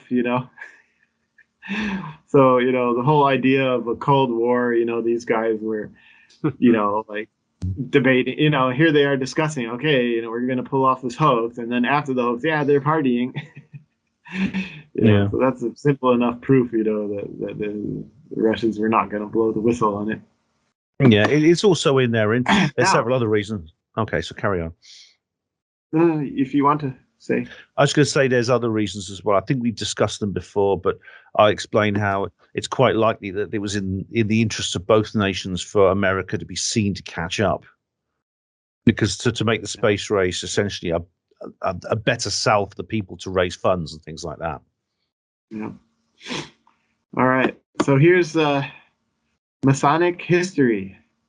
Lyndon Baines Johnson passes away today on January 22nd. Today in Masonic history, the Masons were very proud of Lyndon B. Johnson. Okay, and this is the Masonic Temple in Alexandria, Virginia. Vice President Richard Nixon. The Knights Templar room was dedicated in 1957 by the Vice President Richard Nixon. Okay. So here we go. You've got Johnson, a Mason, Nixon, a Mason. you know, both of them were hiding it, but I found evidence that they were. Now, this is my point. Okay, this is something I made, and I'm going to have to go through this in order to really understand and answer the question, why did the Russians not blow the whistle? So this is a historical chart, and I break it down into 3 sections. Number 1, LBJ, Nixon and the Soviets, and the politics of the space race. Part 1, getting Kennedy out of the picture, getting Johnson into the picture. Part 2, getting ready to fake the moon landings. Part 3, filming the moon landings at the Cannon Air Force Base. So I'm going to mention here that in the movie American Moon, they made sort of a mistake here. In American Moon, they said that NASA figured out they had to fake it in 1965, and then they had a meeting with the Russians in 1967, and they made an agreement not to blow the whistle. That is according to American Moon. Now, in my research, I have found that is not correct. So what happened was NASA knew they had to fake it in 1962, and NASA had a meeting with the Russians in 1965. And now for most of the remainder of this I'm going to prove this to you. I've got all documented evidence to prove what I'm saying here. So let me zoom in, and then I'm going to read this thing. Okay, part 1, getting Kennedy out of the picture, getting Johnson in the picture. Okay, not only would Kennedy not have approved of the Vietnam War, Kennedy was putting pressure on NASA to put a man on the moon. So let's go through the timeline here. 1957, October 4, Sputnik 1. Soviets put the first satellite. America was the losers. They're way behind. Okay. 1958, February 1 and March 26, Explorer 1, Explorer 3, the first proof of the Van Allen belt, right? 1958, August 27 and to September 6th. Argus 1, Argus 2, and Argus 3. 3 attempts to blow a hole in the Van Allen belt. These were the nuclear bombs. The first 3 set of nuclear bombs to try to blow a hole in the Van Allen belt. It didn't work. 1958, December 6th, the Pioneer 3. Final proof of the Van Allen belt. Okay. So in 1958, the Van Allen belts are the problem. 1961, April 12, Yuri Gagarin went into orbit. America was the losers, losing the race. 1961, the Bay of Pigs. Uh-oh. Kennedy looks very bad after this Bay of Pigs. That was a CIA attempted, I guess you could call it attempted coup. They wanted Kennedy out. They wanted to start this Cold War, and it made Kennedy look bad. Kennedy needed to save face. So then what happened? After April 17 with the Bay of Pigs, May 25, Kennedy announces to Congress that he's going to put a man on the moon. Yeah, he needs to look good again because Bay of Pigs made him look bad. Okay, after Kennedy made this announcement to Congress, in 1962, July 9, Starfish Prime, one last attempt to blow a hole in the radiation belt. Didn't work. So what happened? On 3 days later, July 11, 1962, Von Braun's space station was canceled. Von Braun's space station was canceled.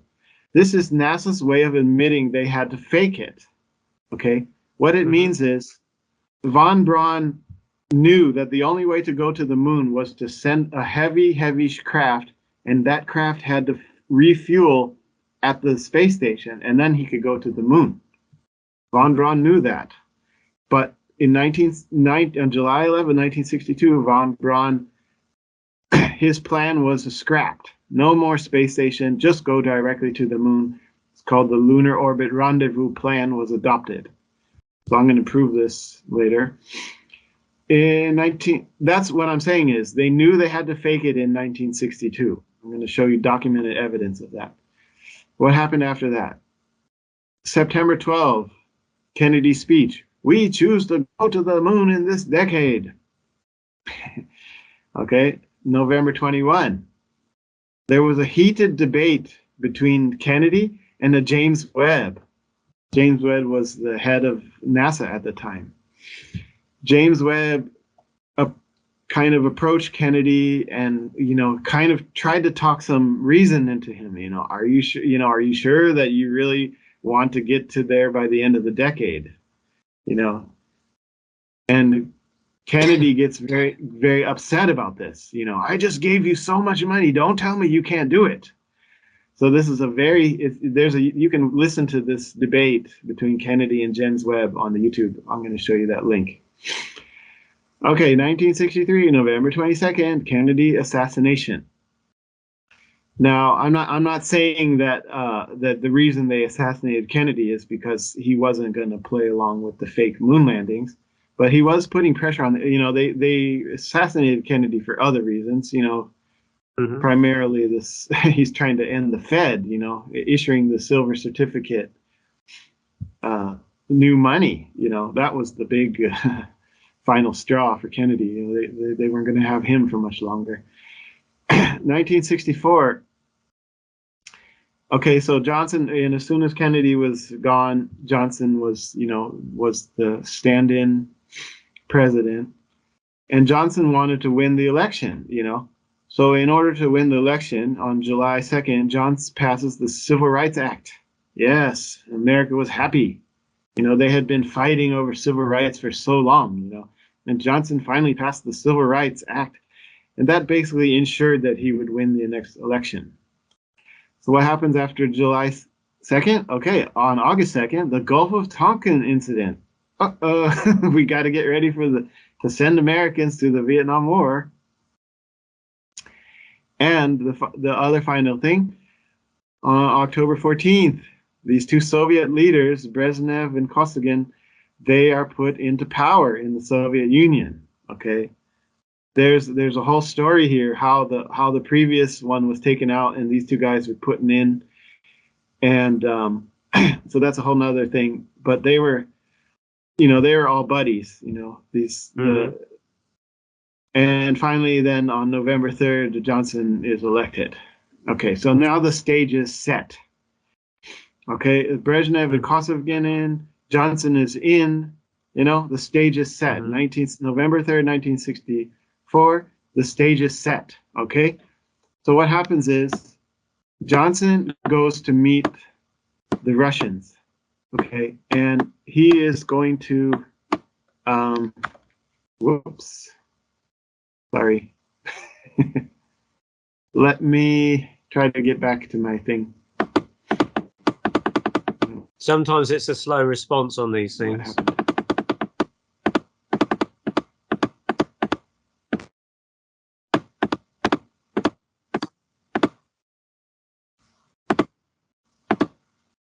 Yeah. No problem. I can just cut that out.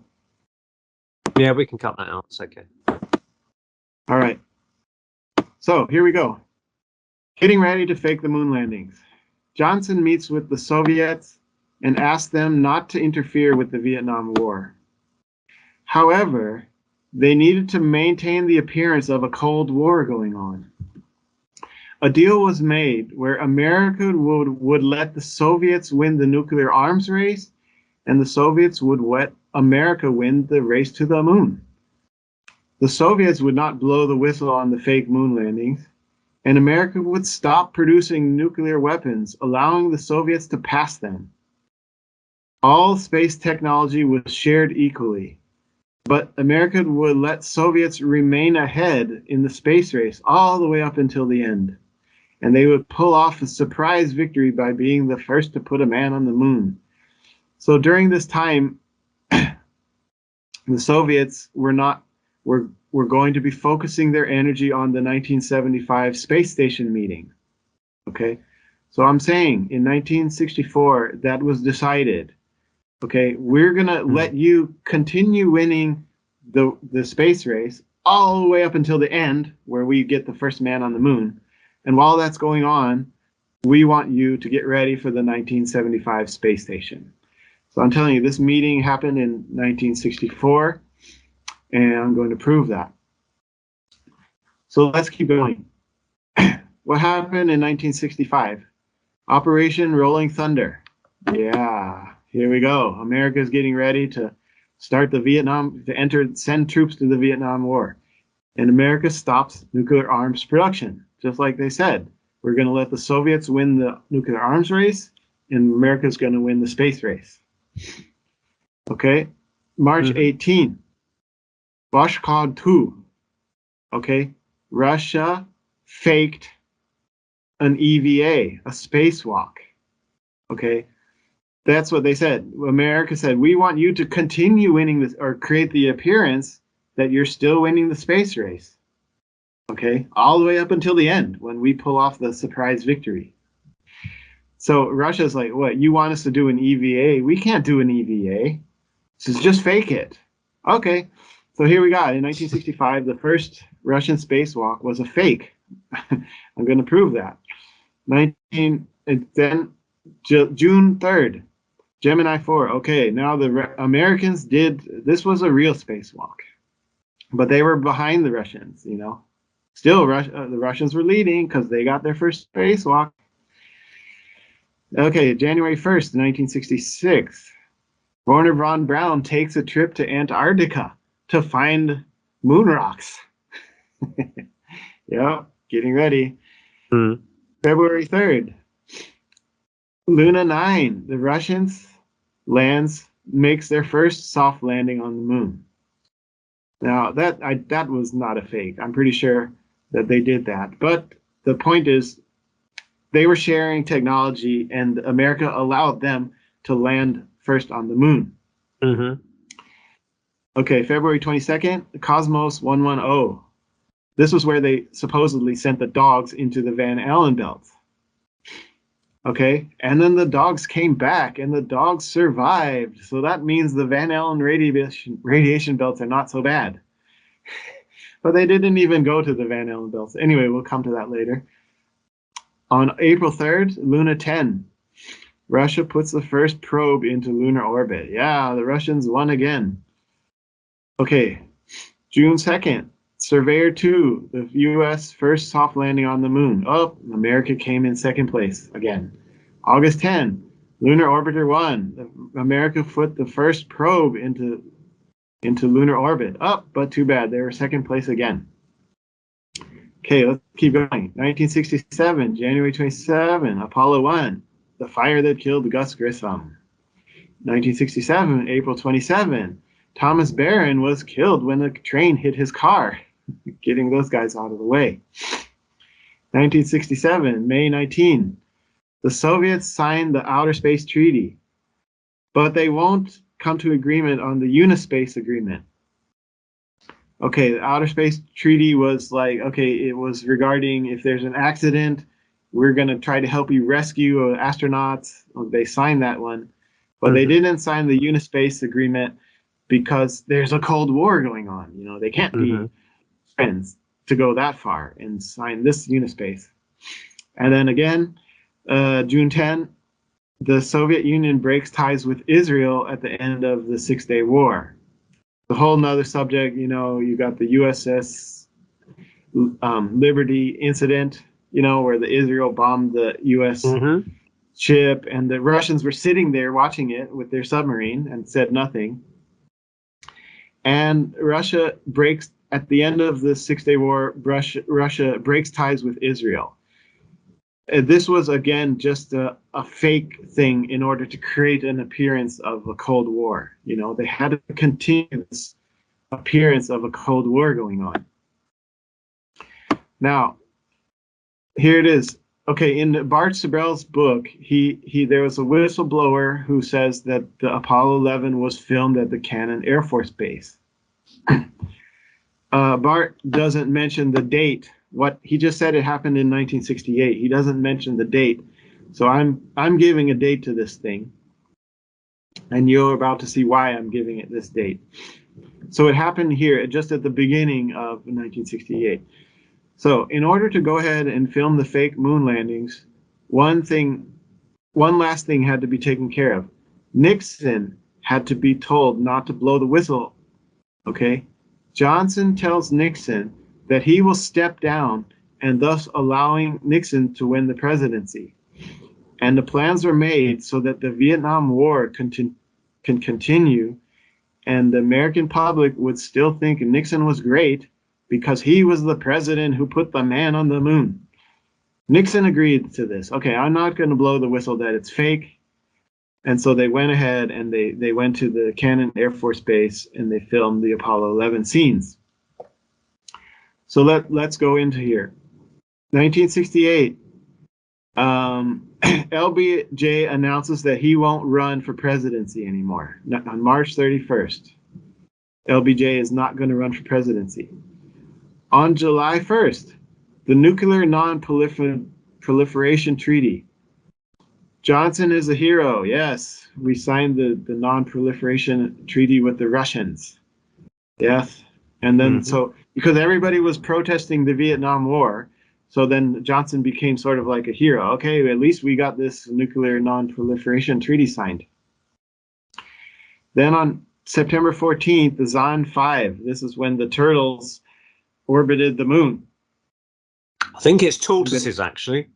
Yeah, tortoises. Tortoises. Definitely tortoises. Yeah. Yeah. So now, August 8th, Nixon announces his candidacy. Yes, I'm running for presidency. Okay, October 11, Apollo 7 fakes a live docking scene in order to get the public inspired about the Apollo missions, okay? Everybody was upset about the Vietnam War, and then all of a sudden Apollo, you see this great thing, but it's a fake scene. You know, if you watch the Apollo thing on YouTube, you can tell it's a fake. So this was Apollo 7 was NASA's first, they're getting ready to fake the moon landings, so they faked Apollo 7. October 26th, Soyuz 3. Soviets make their first space station. October 31. So that means, okay, Soviets are saying, yes, we're going to be able to do this space station thing. So then a few days later, October 31, Johnson announces that he will stop the Vietnam War. Oh, the public is inspired. Okay. And then everybody is like getting ready for Nixon. You know, the public's a little bit happy. Johnson said the Vietnam War stopping. And then November 5, Nixon is elected. Okay. Of course, Nixon had to be elected because he was the one who was going to not blow the whistle on the fake moon landings. So here we go, December 24, 1968, Apollo 8 fakes the moon orbit. Yes, the public is inspired. Yes, America's great. Okay, we're going to do this Apollo thing. And so their mind is totally off of the Vietnam War anymore. Okay, 1969, January 14th, the Soyuz 4, Soyuz 5. The Soviets are making a big success for the space station. And then the July 20, Apollo 11. Americans are inspired. Yes, we put the man on the moon. Who cares about the Vietnam War? All right. So this is my, this is my theory about the whole timeline. You know, when did they fake it? Or how did they know they were going to fake it? How all the pieces of the puzzle were put into place. So now I'm going to attempt to prove all these points that I just made. Okay. All right. So here we go. Here's the 1955 Wernher von Braun and his space station. He's saying, yes, we're going to have to dock the ship. If we want to go to the moon, we're going to have to dock the ship and refuel it at the space station. Then what happens? In 1962, here's a video of Wernher von Braun showing the lunar orbit rendezvous, the command module and the LEM, You know, he was not happy about this because he wanted to go to the moon. And he knew that this lunar orbit rendezvous was not working. It's not possible to protect the astronauts from the radiation, but he had to play along with it. So here he is in 1962 saying that, okay, we're not going to do the space station anymore. Here we go. I'm going to prove that. This plan, in 1961, the president called upon NASA to put a man on the moon. Space station development was backburned. Put on the back burner. The Apollo became the landing spacecraft, and NASA opted for the Lunar Orbit Rendezvous in July of 1962. Okay, I'm proving these points I'm saying. Here it is, the actual date. 20 months later, on July 11, 1962, after much technical debate and infighting, Siemens, the NASA administrator, James Webb, announced during press conference that Lunar Orbit Rendezvous had been selected for the primary mission mode. You know, they're going to do this Lunar Orbit Rendezvous. So basically, this is NASA knew that they had to fake it. In July 11, 1962, basically, NASA is admitting that we're going to have to fake it. They knew that there was no way to get a man to the moon to protect them from the radiation by 1970, you know, by the end of the decade. It's not going to happen. So here they are in 1962, basically admitting that they're going to have to fake it. And you have this technical debate and infighting. That means Werner von Braun was not happy about it. He was like, no, I really want to go to the moon and I want the space station. So he's fighting. No, sorry, we're going to have to fake it.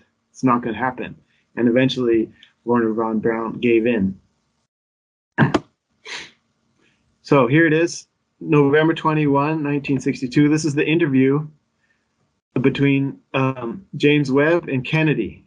So you should really listen to this because it's a heated debate, you know. This is the James Webb is trying to appeal to Kennedy. Okay, you know, let's be flexible. I don't think that the end of the decade is possible. Of course, James Webb doesn't admit that. He's just trying to like get Kennedy to budge a little bit. And Kennedy's like, no, I'm not budging.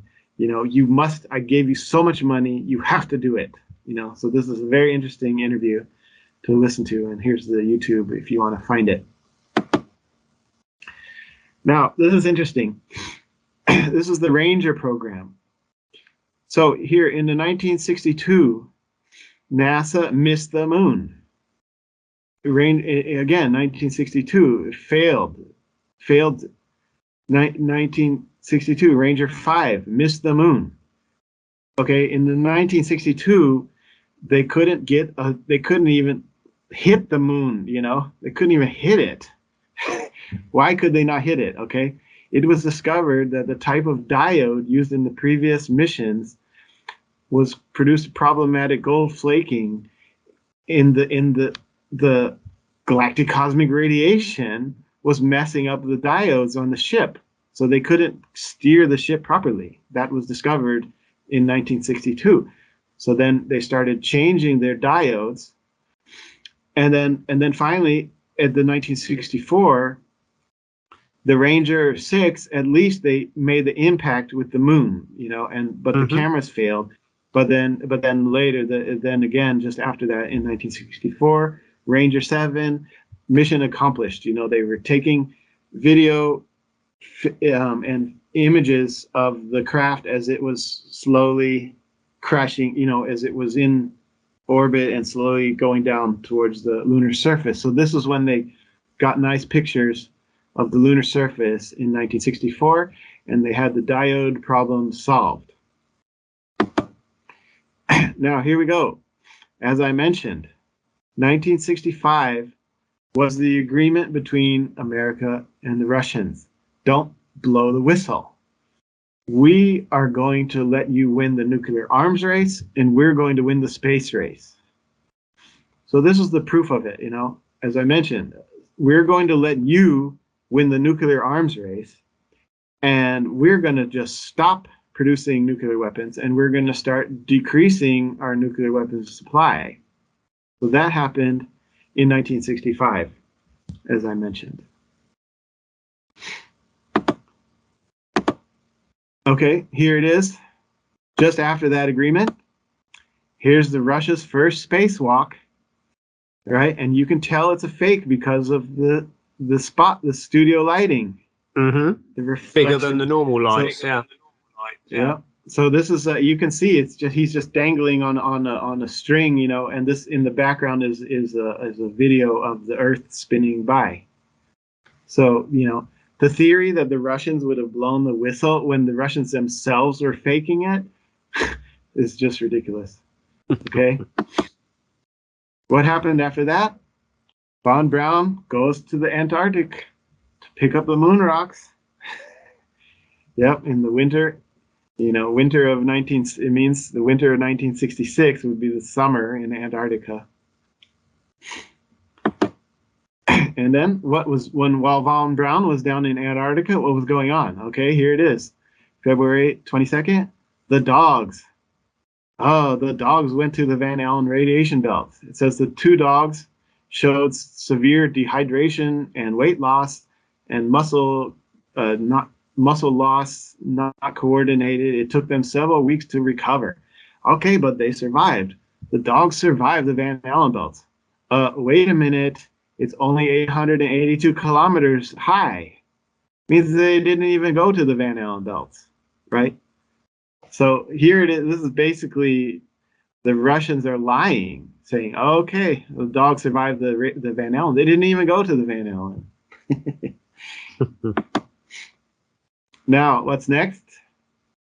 Here's Johnson. Johnson is, here's the lunar landing.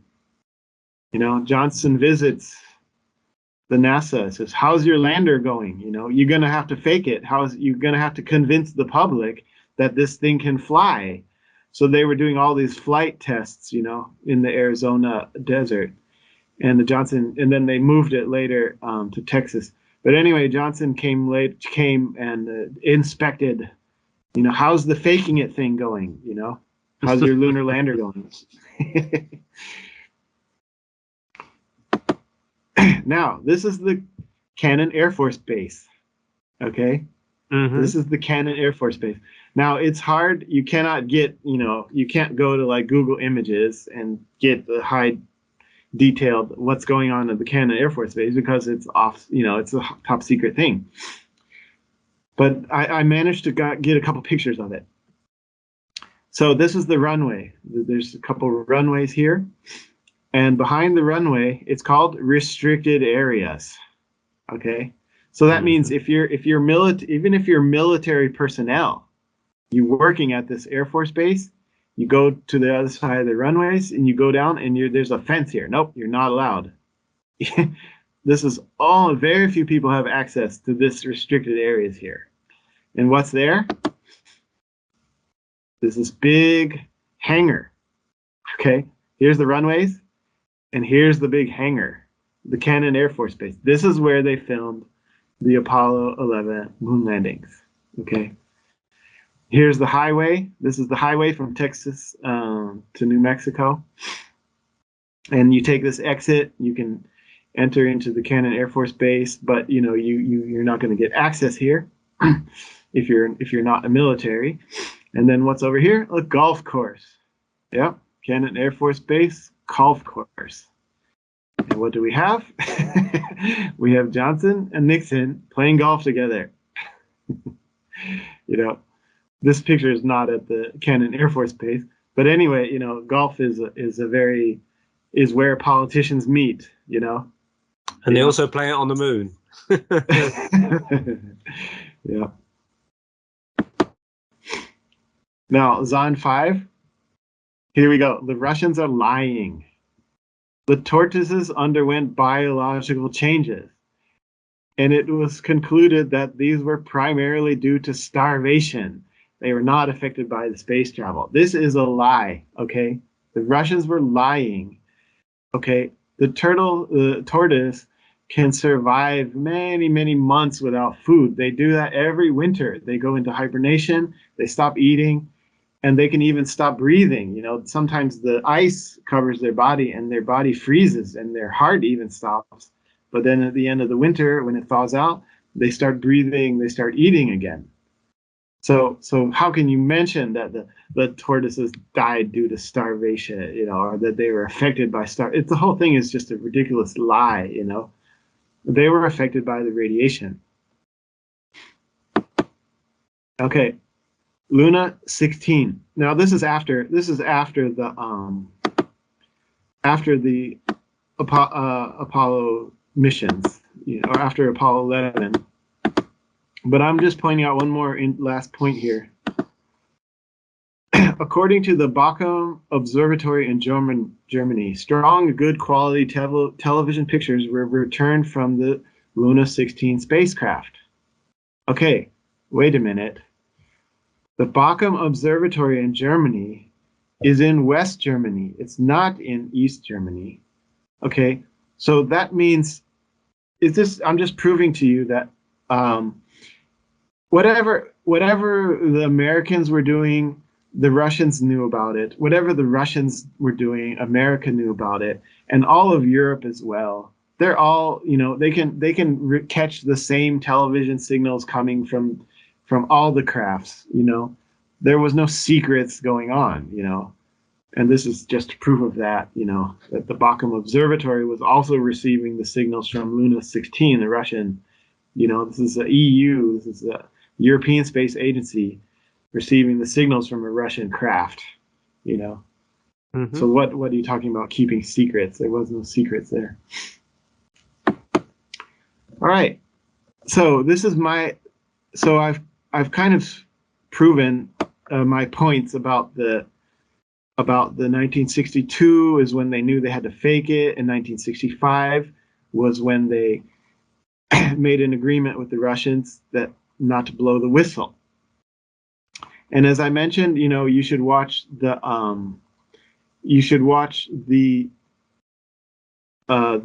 video of the Wall Street and the rise of Hitler, Wall Street rise of the Bolsheviks. You need to watch this. So I'm going to take that a step further, and I'm going to show you my own research here. And this is going to, talking about was there a Cold War going on? Let's look at these are just dates. These are just dates, and I'm going to read through. Okay, in 1958, the Dutch Republic declared their independence, and in 1602, the Dutch East India was founded, and the world's first private central bank. Next step, invade England. Okay, so in 1649, the Dutch sent Oliver Cromwell to England, and the King Charles I was executed. And by 1694, the first Bank of England was created. Next step, go to France. In 1789, the French Revolution began, and in 1793, King Louis the 16th was executed. And by 1800, the Bank of France was created. Next step, Italy. In 1848, the Italian War of Independence, and by 1870, the Italian unification movement had taken all of Italy and finally had taken Rome. And by 1893, the Bank of Italy was created. Next step, go to America. In 1907, the bankers created the Panic of 1907, which crippled America economically, and by 1913, the Federal Reserve Bank was created in America. Next step, go to the Soviet Union. In 1917, the Bolshevik Revolution launched, and the Tsar Nicholas II of Russia was forced to abdicate. And the same year, the Bank of Russia was created. Then next step, go to Germany. 1918 was the founding of the Weimar Republic, and the Kaiser Wilhelm II was forced to abdicate. And the same year, the German Reichsbank was created. Then the final step, Spain. In 1931 was the abdication of Alfonso XIII, leading to the Spanish Civil War of 1936. And by 1939, the Bank of Spain was created. So what I'm saying here is these bankers, beginning with the Dutch By 1939, they had created their new world order. The one world, the whole world, they basically controlled the whole world. Once they had these countries, they basically had the whole world. So to talk about a Cold War, you got between America and the Soviet Union, the same bankers controlling the Bank of Russia and the Bank of America. So, but what happened? In 1949, Chairman Mao nationalized the banks of China, created the People's Bank of China, a national bank. So Chairman Mao was the first one to break this new world order. The bankers had the control of the whole world, and including China, all the way up until 1949. And here's the proof that Chairman Mao nationalized the Bank of China in 1949. Why did he do that? This is a pre-1949 money of China. Okay, so in 1949, you could have 1,000 RMB and not buy a loaf of bread because the bankers had devaluated their currency. Okay, that was why Chairman Mao knew that he had to nationalize the bank. He had to kick out these private bankers. And who were they? It says right here on the Chinese success, it says Citibank. Citibank, owned by the IBC Bank at that time, later was purchased by Rockefeller and became part of the Chase Manhattan Bank. So here it was. Before 1949, Citibank owned the private National Bank of China. Yep, here's a proof of that. And that's why they nationalized the banks. Now, this is a Wikipedia page, which a lot of people should read because a lot of people will debate this with me. They'll say, no, China is still part of the New World Order. And the Rothschilds own the Chinese bank. No, here it is. Okay. In this book called Currency War, this book is essential reading for every member of the Chinese government. You cannot be a member of the Chinese government unless you've read this book. And what does it say in this book? It says the Federal Reserve is not a department of state function, but it is a part of the private banks operated by private sector, and these private banks all over the world are loyal to the Rothschild family. Okay, this is written in the book that every Chinese person has read. Okay, and President Kennedy was assassinated. They go into 9/11, everything. China is not stupid. They know that this is not conspiracy theory. This is conspiracy fact. Here in China, everybody knows that the problem in the world is the private central banks. And that's why, this is a proof, that even here, even this is Wikipedia. So they're going to say, oh, this is just conspiracy. These Chinese are conspiracy theorists. That's what the Wikipedia says, of course. But, here in China, this is not conspiracy theory. This is fact. This is the proven fact. To say that the world is being run by these private central bankers is not a theory. This is a provable fact. Okay.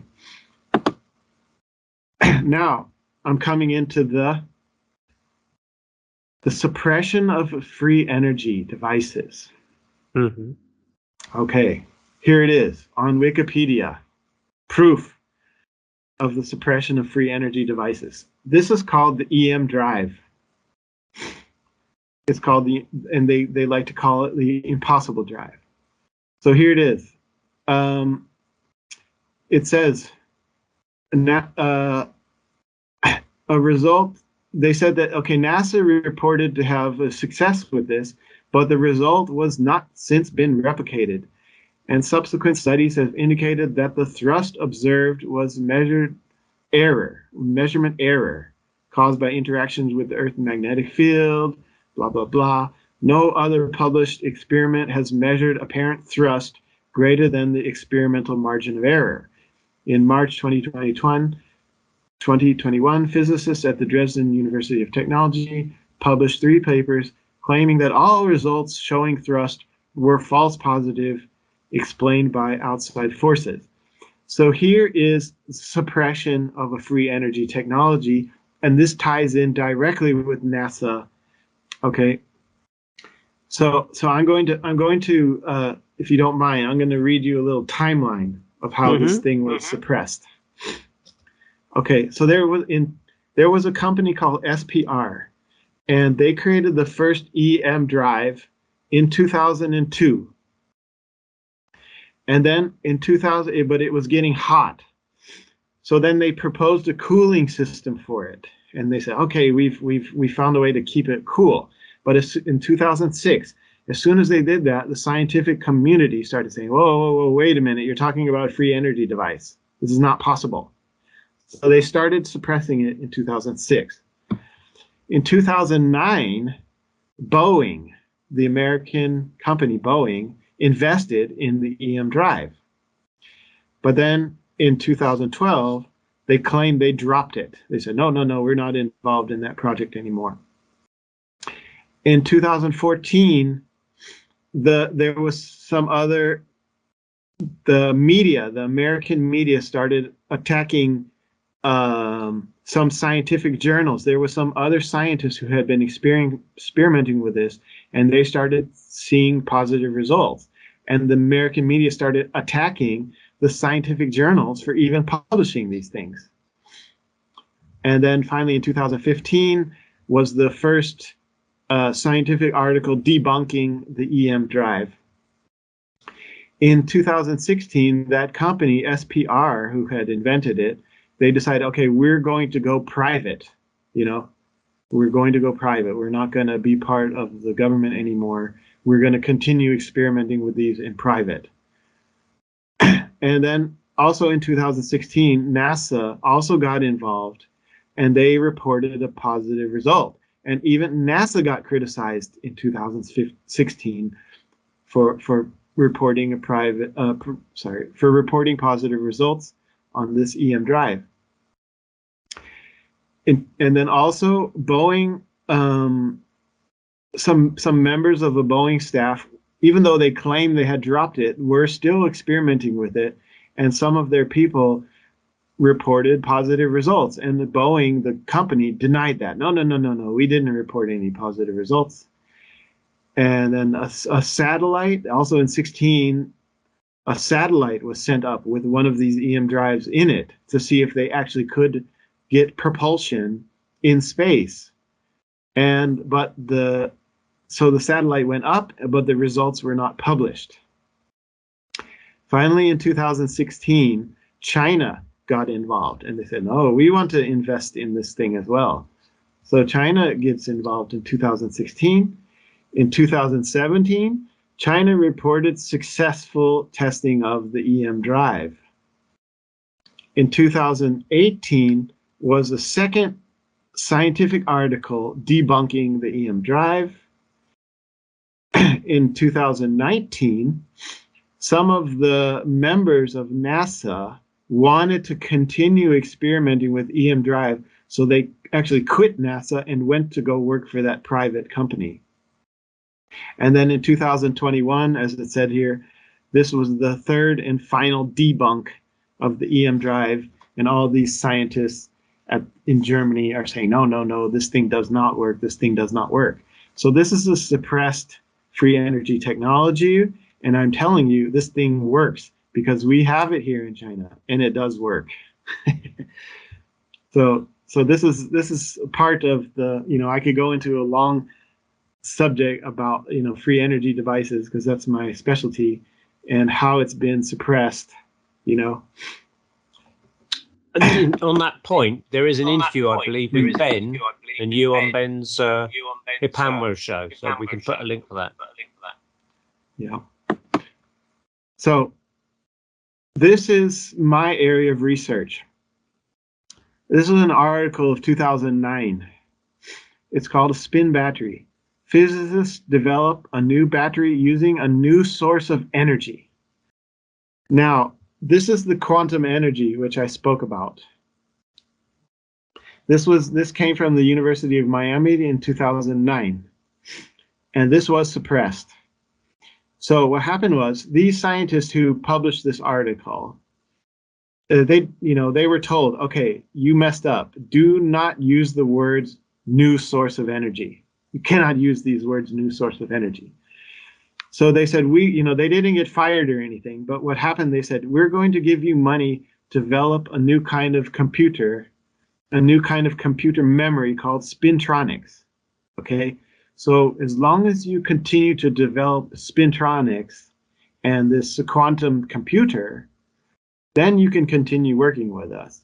But if you go around talking about you've discovered a new source of energy, which breaks the law of conservation of energy, you're going to lose your jobs, So this is my field of research, and I have quite a long history in this subject.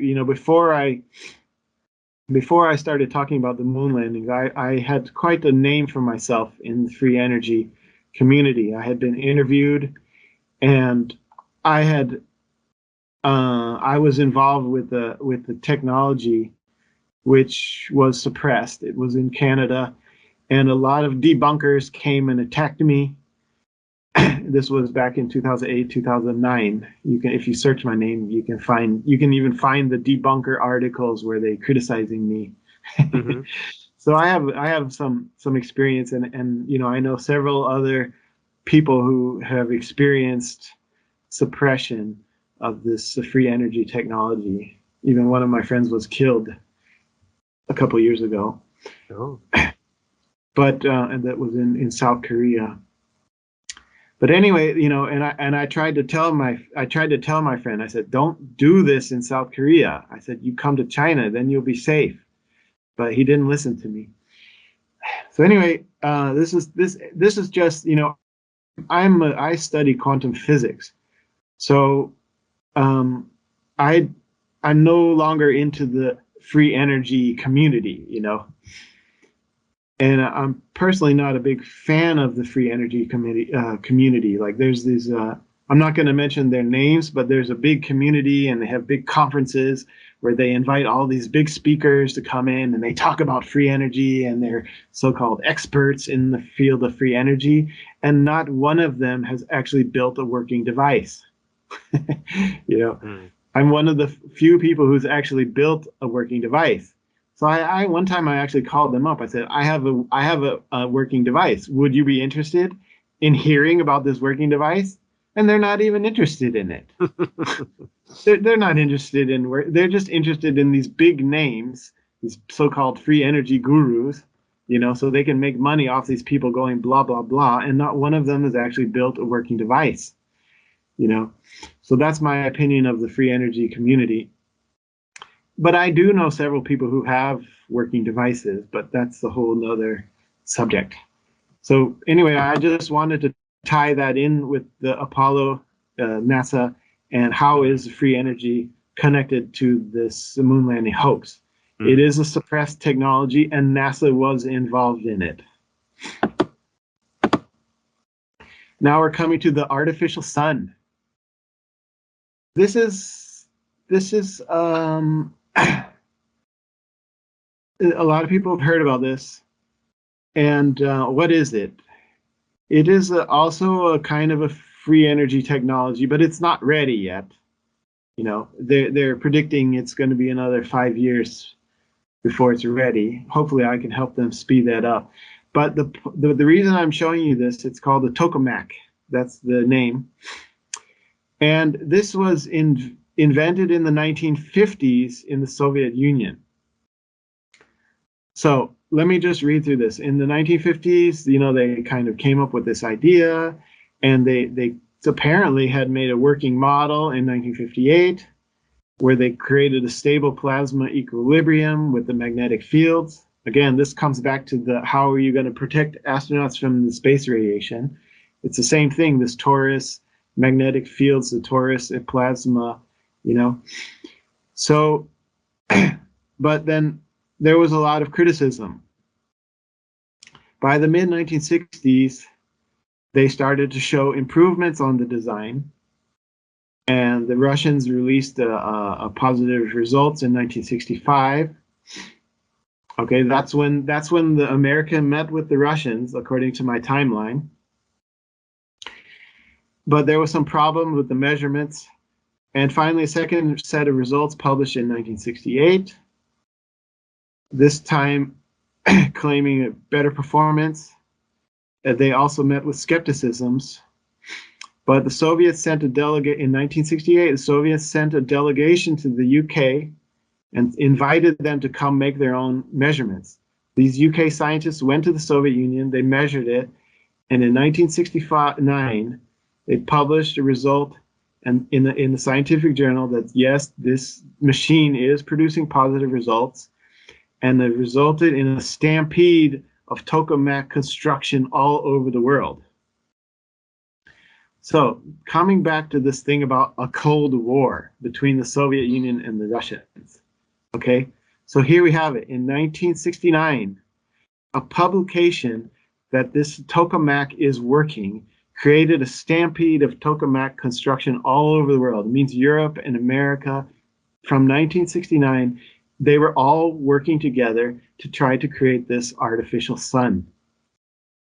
From 1969, the Apollo 11, you know. Mm-hmm. So what can you say about a Cold War and a space race and a nuclear arms race?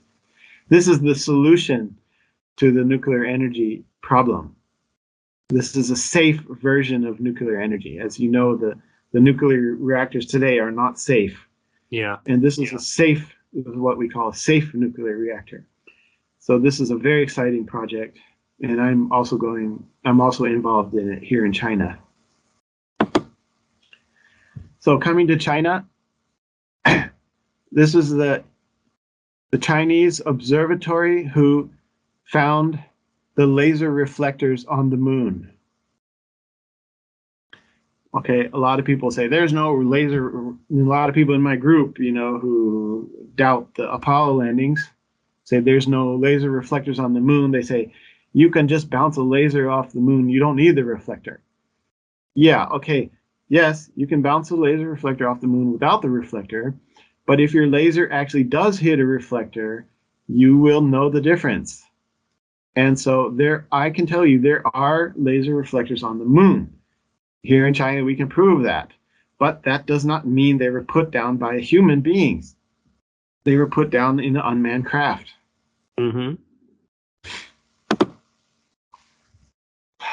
Now, a lot of people ask me why, if China knows that it was a hoax, why don't they blow the whistle? Okay, now, as I mentioned, is that China wants to maintain friendly relations with NASA because they want to continue to receive technology from NASA. So they did issue one statement, okay, but then they retracted it later.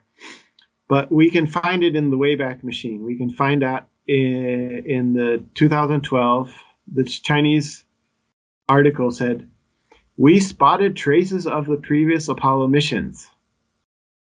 Now, they didn't say what those traces were. They just said, we found traces of the Apollo missions. So this is the Chinese way of being, you know, being careful. You know, we didn't say we found evidence of a man on the moon. We said we found evidences of something there at these Apollo landing sites. Okay. Mm. So what are these traces we found? Basically, here's the Indian picture. Okay, the traces we found look just like this. This is the Indian three-legged craft sitting at the Apollo landing site. This is actually proof that the Apollo missions were a hoax. You know, this is the Apollo landing site, same craters, but the wrong craft sitting there. Now, China did not release this image. This image was released by India. We could have released this image, but we didn't want to, because then NASA would be extremely mad that we just debunked their moon landing. But India, I think that India kind of did this accidentally. You know, they were like, oh, we're so proud we got a picture of the Apollo landing site. And they released this image, even though they weren't supposed to. But this image basically just proves the Apollo landings are fake. However, China just recently released this image just a few months ago. And this is showing the blast crater under the Mars lander. Okay. Now, I'm sure a lot of people are going to disagree with me on this. You know, I personally have no reason to doubt that, you know, we sent this unmanned craft to Mars. And now the thing is, the Chinese moon landers do not have a blast crater. Why is that? Because the Chinese moon landings, they cut off their engines really early, and they dropped a long way because it's a really light craft and they can handle that big drop. So there's no blast crater under the Chinese moon landers. But the Mars lander did the same thing as the Apollo missions, where they kept the engine running basically all the way until you're just above the surface. So you can see it was getting closer, getting closer, getting closer. And as it got closer, it got deeper, deeper, deeper, the hole, and it just blasted a huge hole underneath the craft. So I'm a little bit, I think NASA might not be happy about this, because this is basically blowing the whistle on the moon landings. You know, there should be a blast crater under the Apollo missions, and there's not even touched the soil at all. And this is also interesting. This is the Russian unmanned craft. Okay, when the Russians sent an unmanned craft, they sent a little rover, and the rover was taking pictures of the lander. Okay, what do you see? You see stars. You see stars. The Russian unmanned craft. Be interesting to look at those stars, as if they match up with the actual stars, you know, in that part of the sky. Look at this one. Here's another picture. The rover was looking back at the lander, and what do you see? You see stars. Definitely not dust then. No, those are stars, you know. I would be interested to see. What's that up in the top right hand corner? This is the top. There's okay, look at the oh, you can't see it. I have another picture, but anyway, there's this radiation protection. It's just like a flap. It's part of the rover. Okay. And the lander also has it. I have another better picture of the lander, and it also has the same material flapping around on top of it. It's just kind of a radiation protection material. So there's a line going across here at an angle maybe of 30 degrees or something, and then you've got this flap down. So that's what the stars are on. Is that like the edge of the photo or something? And it's laid on a... Yeah. So they twisted the photo because the surface, they wanted the surface, the camera was at an angle, so they tilted it so that it would be level surface. Yeah, you know? I see. Okay. Now, here we go. This is a NASA probe. The NASA probe called the Clementine. It was launched in 1994. And what do you see? You see stars. So this is what was the meeting where the Apollo 11 said we couldn't see stars during the solar corona experiment, right? Unless we look through the scope or something. Right. So they said, no, I don't remember seeing any stars on the solar corona experiment.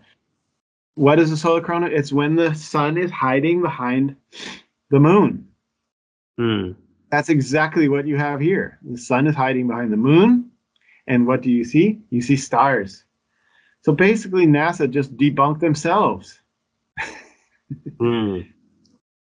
Is that, what's that big white sphere at the top? That's the Earth. Okay. So here you go. And again, here's a NASA Mars lander.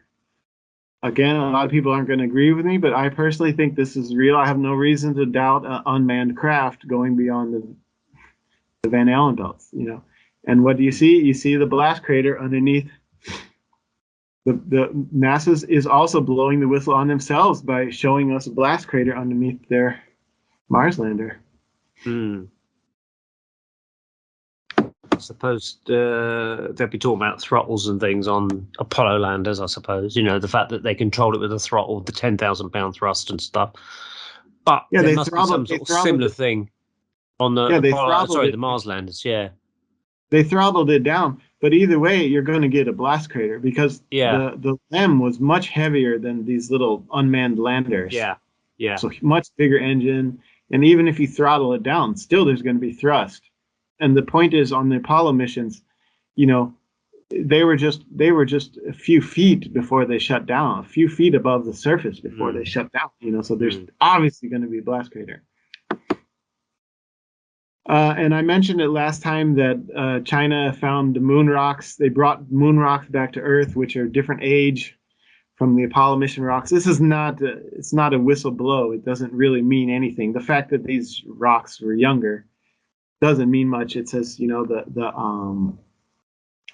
the Chinese rocks are 2 billion years old, whereas the Apollo rocks are 3 billion years old. So that's not really saying much, you know. It just means that we might have landed in a volcanic area, you know. So that's why these rocks are younger. So this is not really blowing the whistle on anything, but it is interesting, you know. Some people have asked about that, so I'm showing some evidence of that. And so this is just one other last few things here. So when the Apollo is in Earth orbit, when Apollo is in cislunar space, when Apollo is in lunar orbit, you've got this blue glare coming in through the window, right? Mm-hmm. But when you actually land on the moon, then you've got this white glare coming in the window, right? So why is that? You know? You know, the official story is that there was some kind of a blue tint on the window. Yeah. But why is there no blue tint over here, you know? Yeah. So this whole blue tint on the window is just an excuse because they were in low Earth orbit. Okay. That's why there's a blue tint, is because you're in low Earth orbit. This is the Earth glare coming in through the window. And why is there white coming in the window here? Because you're on a studio set. Okay. Now, coming on to that point, here's the famous. Oh yeah. Could the guy fit through the door? Right? Could the guy fit through the door? You know, I'm not 100% sure of this. You know, whether he could fit here. It looks like he could have, but here it looks like he's not going to fit through the door. I don't know. I'm not going to comment on that. But the one thing I'm going to comment is, okay, here you see the blue light coming through the window, right? Mm-hmm. And here the window's dark. Okay. So in almost all of the Apollo images, you see this blue light shining through the Apollo windows. And so why did they do that? Okay. I guess they haven't really answered this, but I guess they say we left the lights on inside of the craft, right? Okay, why are the lights on not here? If he's already exiting the ship and he forgot to leave the lights on, if he turned off the lights here, there's no blue glare coming through the windows here. And then he's already exiting. So somehow, you know, he was already getting ready to exit, and then he's already exited, but somehow between there and there, he turned the lights on. Oh, I forgot to leave. No, it's just ridiculous, you know. Are they from the same mission? They're not. Yeah, this is just one picture right after the other. From Apollo 11. Yeah, this is a Buzz Aldrin exiting the craft, you know, and Neil is taking pictures of Buzz, and he's coming out, and he finally his legs come out, and he climbs down the ladder. These are the famous pictures of Buzz climbing down the ladder. I was just wondering if the picture on the left is like from a training simulation No. thing, you know. No. This is Neil's camera, one shot, and then the next shot in the roll. And here they forgot to turn the light on inside the ship, and here the light is on. It's a funny thing. Okay, so this is also a new kind of a smoking gun, which I just found. At least I think it's a smoking gun. And this is the liftoff of Apollo 15. So this is just going to quickly go here. So what you see is when the ship lifts off, you have these debris which is getting blown away. Yeah. And the way they did that is they had what is a cannon. In Hollywood, it's called a shrapnel cannon, which blows these bits of the shrapnel away. Yeah. Okay. And then, so look at the time stamp here. This is 24 seconds. Yeah. The first shrapnel cannon fires and blows these pieces away. And then you look down here, 26 seconds, 2 large chunks of shrapnel are blown away. And these are the ones that fly way off into the distance, you know, like 100 meters, it flies away. The problem here is the time delay. Okay, one is at 24 seconds and one is at 26 seconds. So there's a 2-second delay between these pieces of the ship flying off. That cannot happen. If it's going to be the rocket which causes this chunks of the ship to fly away, they have to have flown away at the same time. Yeah. You know, and not only that, you know, I didn't. There's actually 3. What it is there's 3 shrapnel cannons. I didn't show it here, but the first shrapnel cannon fires at 24 seconds, and you see this chunks flying away. And the second shrapnel cannon fires at 25 seconds, and you see some other chunks flying away. And finally, the third shrapnel cannon fires at 26 seconds, and that's when you get these 2 large chunks which fly way off into the distance. So this was in my opinion, a smoking gun. You know, there's no way that these should have flown away all at the same time if it's the same engine exhaust which caused them to fly away. And also, as the rocket's going up further, it should have less power to disturb material on the moon's surface or on the lower section of the module. Right. So ever since I did my last interview, I spoke about this spotlight behind the shadow. And these debunkers tried to debunk me, you know. So I've been studying this a lot. I put a lot of energy into this liftoff scene. And I can tell you, this is the hardest part of the Apollo missions to debunk, okay? They did an excellent job of doing this. And I'm still not 100% sure how they did it, you know. My theory is that what they did was, you know, here they had the, you can see the footprints and all this, blah, blah, blah. And then when you watch it, you know, they lift all the way up into lunar orbit. You can follow, the camera is filming all the way from surface to lunar orbit. So how did they do that? So they must have spliced it. They spliced the film, okay, where you have this fake studio scene, and then they splice over to a larger, you know, like a moon model or something, you know. They have to splice it between a real lunar scene, and then as it lifts up, you can see the footprints, and then they splice over to this moon model where you see it going away.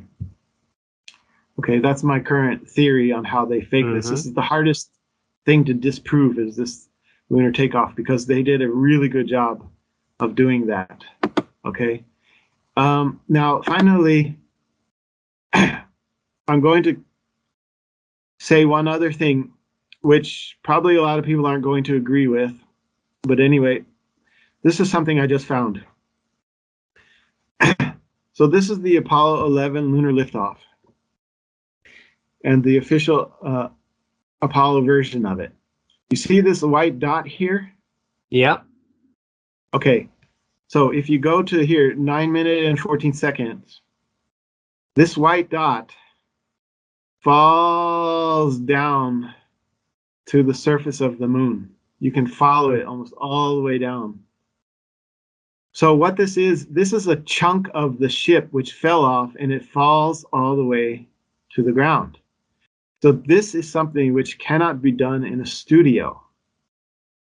So this is my theory, is that, okay, on Apollo 11, this is an actual unmanned craft that's actually leaving from the surface, and a piece of it falls off and falls down to the surface. Now, if it's like, well, wait a minute, if a part of the craft breaks off, you would think that NASA would mention that somewhere in their archives, in the Surface Journal. Oh, a part of the craft broke off. But they don't want to admit that. They don't want you to see this piece of the ship breaking off. Because if people saw that, they wait a minute, the LEM just lifted off and part of it broke off, people would be freaking out, How can your LEM be falling apart? There's actually several chunks of it that fall off, So, in my opinion, this is a real unmanned craft making a real liftoff, okay? In Apollo 11, you don't see the footprints on the ground before they lift off, okay? See a camera, and you see the lift off all the way up to lunar orbit, and a part of it breaks off just here before the end of the film, So in my opinion, this is a real liftoff. This is a real lunar liftoff.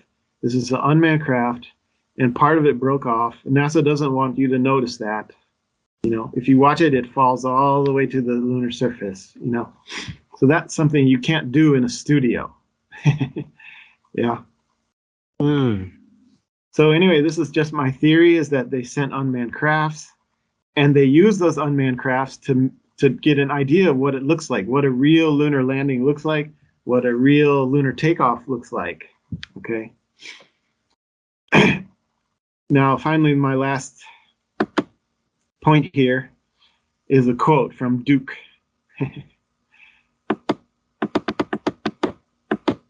Duke, was he on Apollo 15 or Apollo 16? I forget which one it was now. Duke and Pete, Yeah. So this is a quote from Duke. He says, Pete, if you took this view that y'all just saw out of the moon and put it in a movie, everybody would say you're faking it. It doesn't look like that. And it's just, you can't see any stars, just pure blackness. And that white gray body sitting on it, it's just really, so, Jarrah likes to call this a tip of the hat, Yeah. Maybe they're almost blowing the whistle on themselves, They do make references it to being faked throughout the missions, I've noticed. Yeah, little hints and things. Yeah. So this is just a funny one, where Duke is saying it looks like we're fake without stars, So anyway, that's the end of my presentation. Excellent. Thank you. Thank you very much indeed. Yep. Right. Do you have any stop questions? there? Yeah, Okay. yeah. I was going to say, let's think. I've still got to look at some of these Apollo takeoffs and things myself. I mean, it probably formed part of my presentation, but I think it's actually because I saw your thing where you got the antenna and it sort of spun and hit the bounced as it's turning around, and you'd say it's because of the gravity of the Earth or something. Yeah, as it twangs or something. Yeah. Well, following it where it's coming up from the moon's surface, I've noticed this, that there's a lot of what's the word? Shadow on the module, the ascent module. A lot of dark density shadow on the ascent module.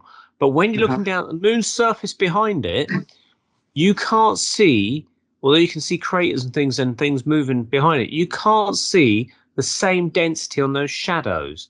And I would have thought, given the fact that the sun's in a position to create the shadows on the LEM, that you would see similar shadows of same sort of density. Because remember, there's no atmosphere, of course, to diffuse the light or anything like that. They should have the same blackness, either contrast, like Neil Armstrong described it as a contrast. If you adjust the contrast in your TV set, you got black and you got white, and that's basically all there is. And really, my thinking is that the background of the lunar surface, as it's flying over it, should show some of that contrast to match the lens. And it's almost as if they're two separate images composited one into the other. Maybe they're not. I don't know. But it was an interesting thing. There was a picture I wanted to show, but I didn't show it today because I think that it's probably a lot of people have seen this. I wanted to show it, but I don't know how many people have seen this. Let me just share the screen again really quick. Yeah. This is a really cool image. I wanted to show it in the presentation, but I figured other people have seen it. It's a pretty rare one. I don't know how many people have seen this before, but this is the ship hanging in front of the camera, filming it above the lunar surface. So that's not an Apollo ship, though, is it? It doesn't look like an Apollo ship. No, it's not an Apollo ship. I don't know where this came from, but a science fiction film or something, maybe. Yeah. Well, it's National Film Board of Canada. Right. Yeah. Okay. It's just giving you an idea of how they might have done this. Yeah. Well, funny enough, I came across a YouTube video, and I'll see if I can find it, of this guy making his own sort of cheap special effects space movie, and he actually had these great big flat printed out images of the lunar surface, and he's got a model very much like you just shown there, and he's got the camera behind, and they're just zooming in the model, and it looks totally real. And this is done on a zilch budget, Crazy. Yeah. So earlier on, I was talking about how they're going to move this Artemis 2 date forward from 2004 to 2003. And the reason they're doing that is because they're feeling confident they might be able to pull it off this time. So why are they feeling so confident? It has to do with this new technology called boron nitride nanotubes. Now, I highly recommend you should watch this video. It's very interesting. She's talking about, well, there's no way to really stop this galactic cosmic radiation from coming into the ship, but we can try to bust it apart on its way through the ship. Now, she's talking about how there's different ways of busting it apart, including using atoms which are lower on the atomic scale, such as hydrogen, helium, boron, and nitrogen. And so that's how they came up with this new boron nitride nanotube. They're not going to come out and publicly admit that this is the radiation shielding that they're using, because in doing so, that would basically blow the whistle on the Apollo missions. But anyway, I think that they've been making a lot of progress with this, and they've seen some positive results in its ability to bust apart this galactic cosmic radiation particles. So this may be the reason why they're feeling confident in moving that date forward. So that was the 10th Apollo Detectives little mission we've done here. A mission to expose the truth of the missions which we believe never happened. Until evidence is presented to us that says that they did happen, I'm going to maintain that position. I don't see why we should do anything else. I'd like to thank Rasaviharri for presenting this very, very interesting series of information that he's given us on many, many different subjects and aspects of the Apollo missions. That's much appreciated. We do hope to see Rasa again on future productions, along with Marcus, Jarrah, and Scott, and other people who can't be with us this evening, but you will find their contribution in past episodes of this series. Thank you very much, all of you, for watching. I'm Ben Emlyn-Jones. This is the Apollo Detectives.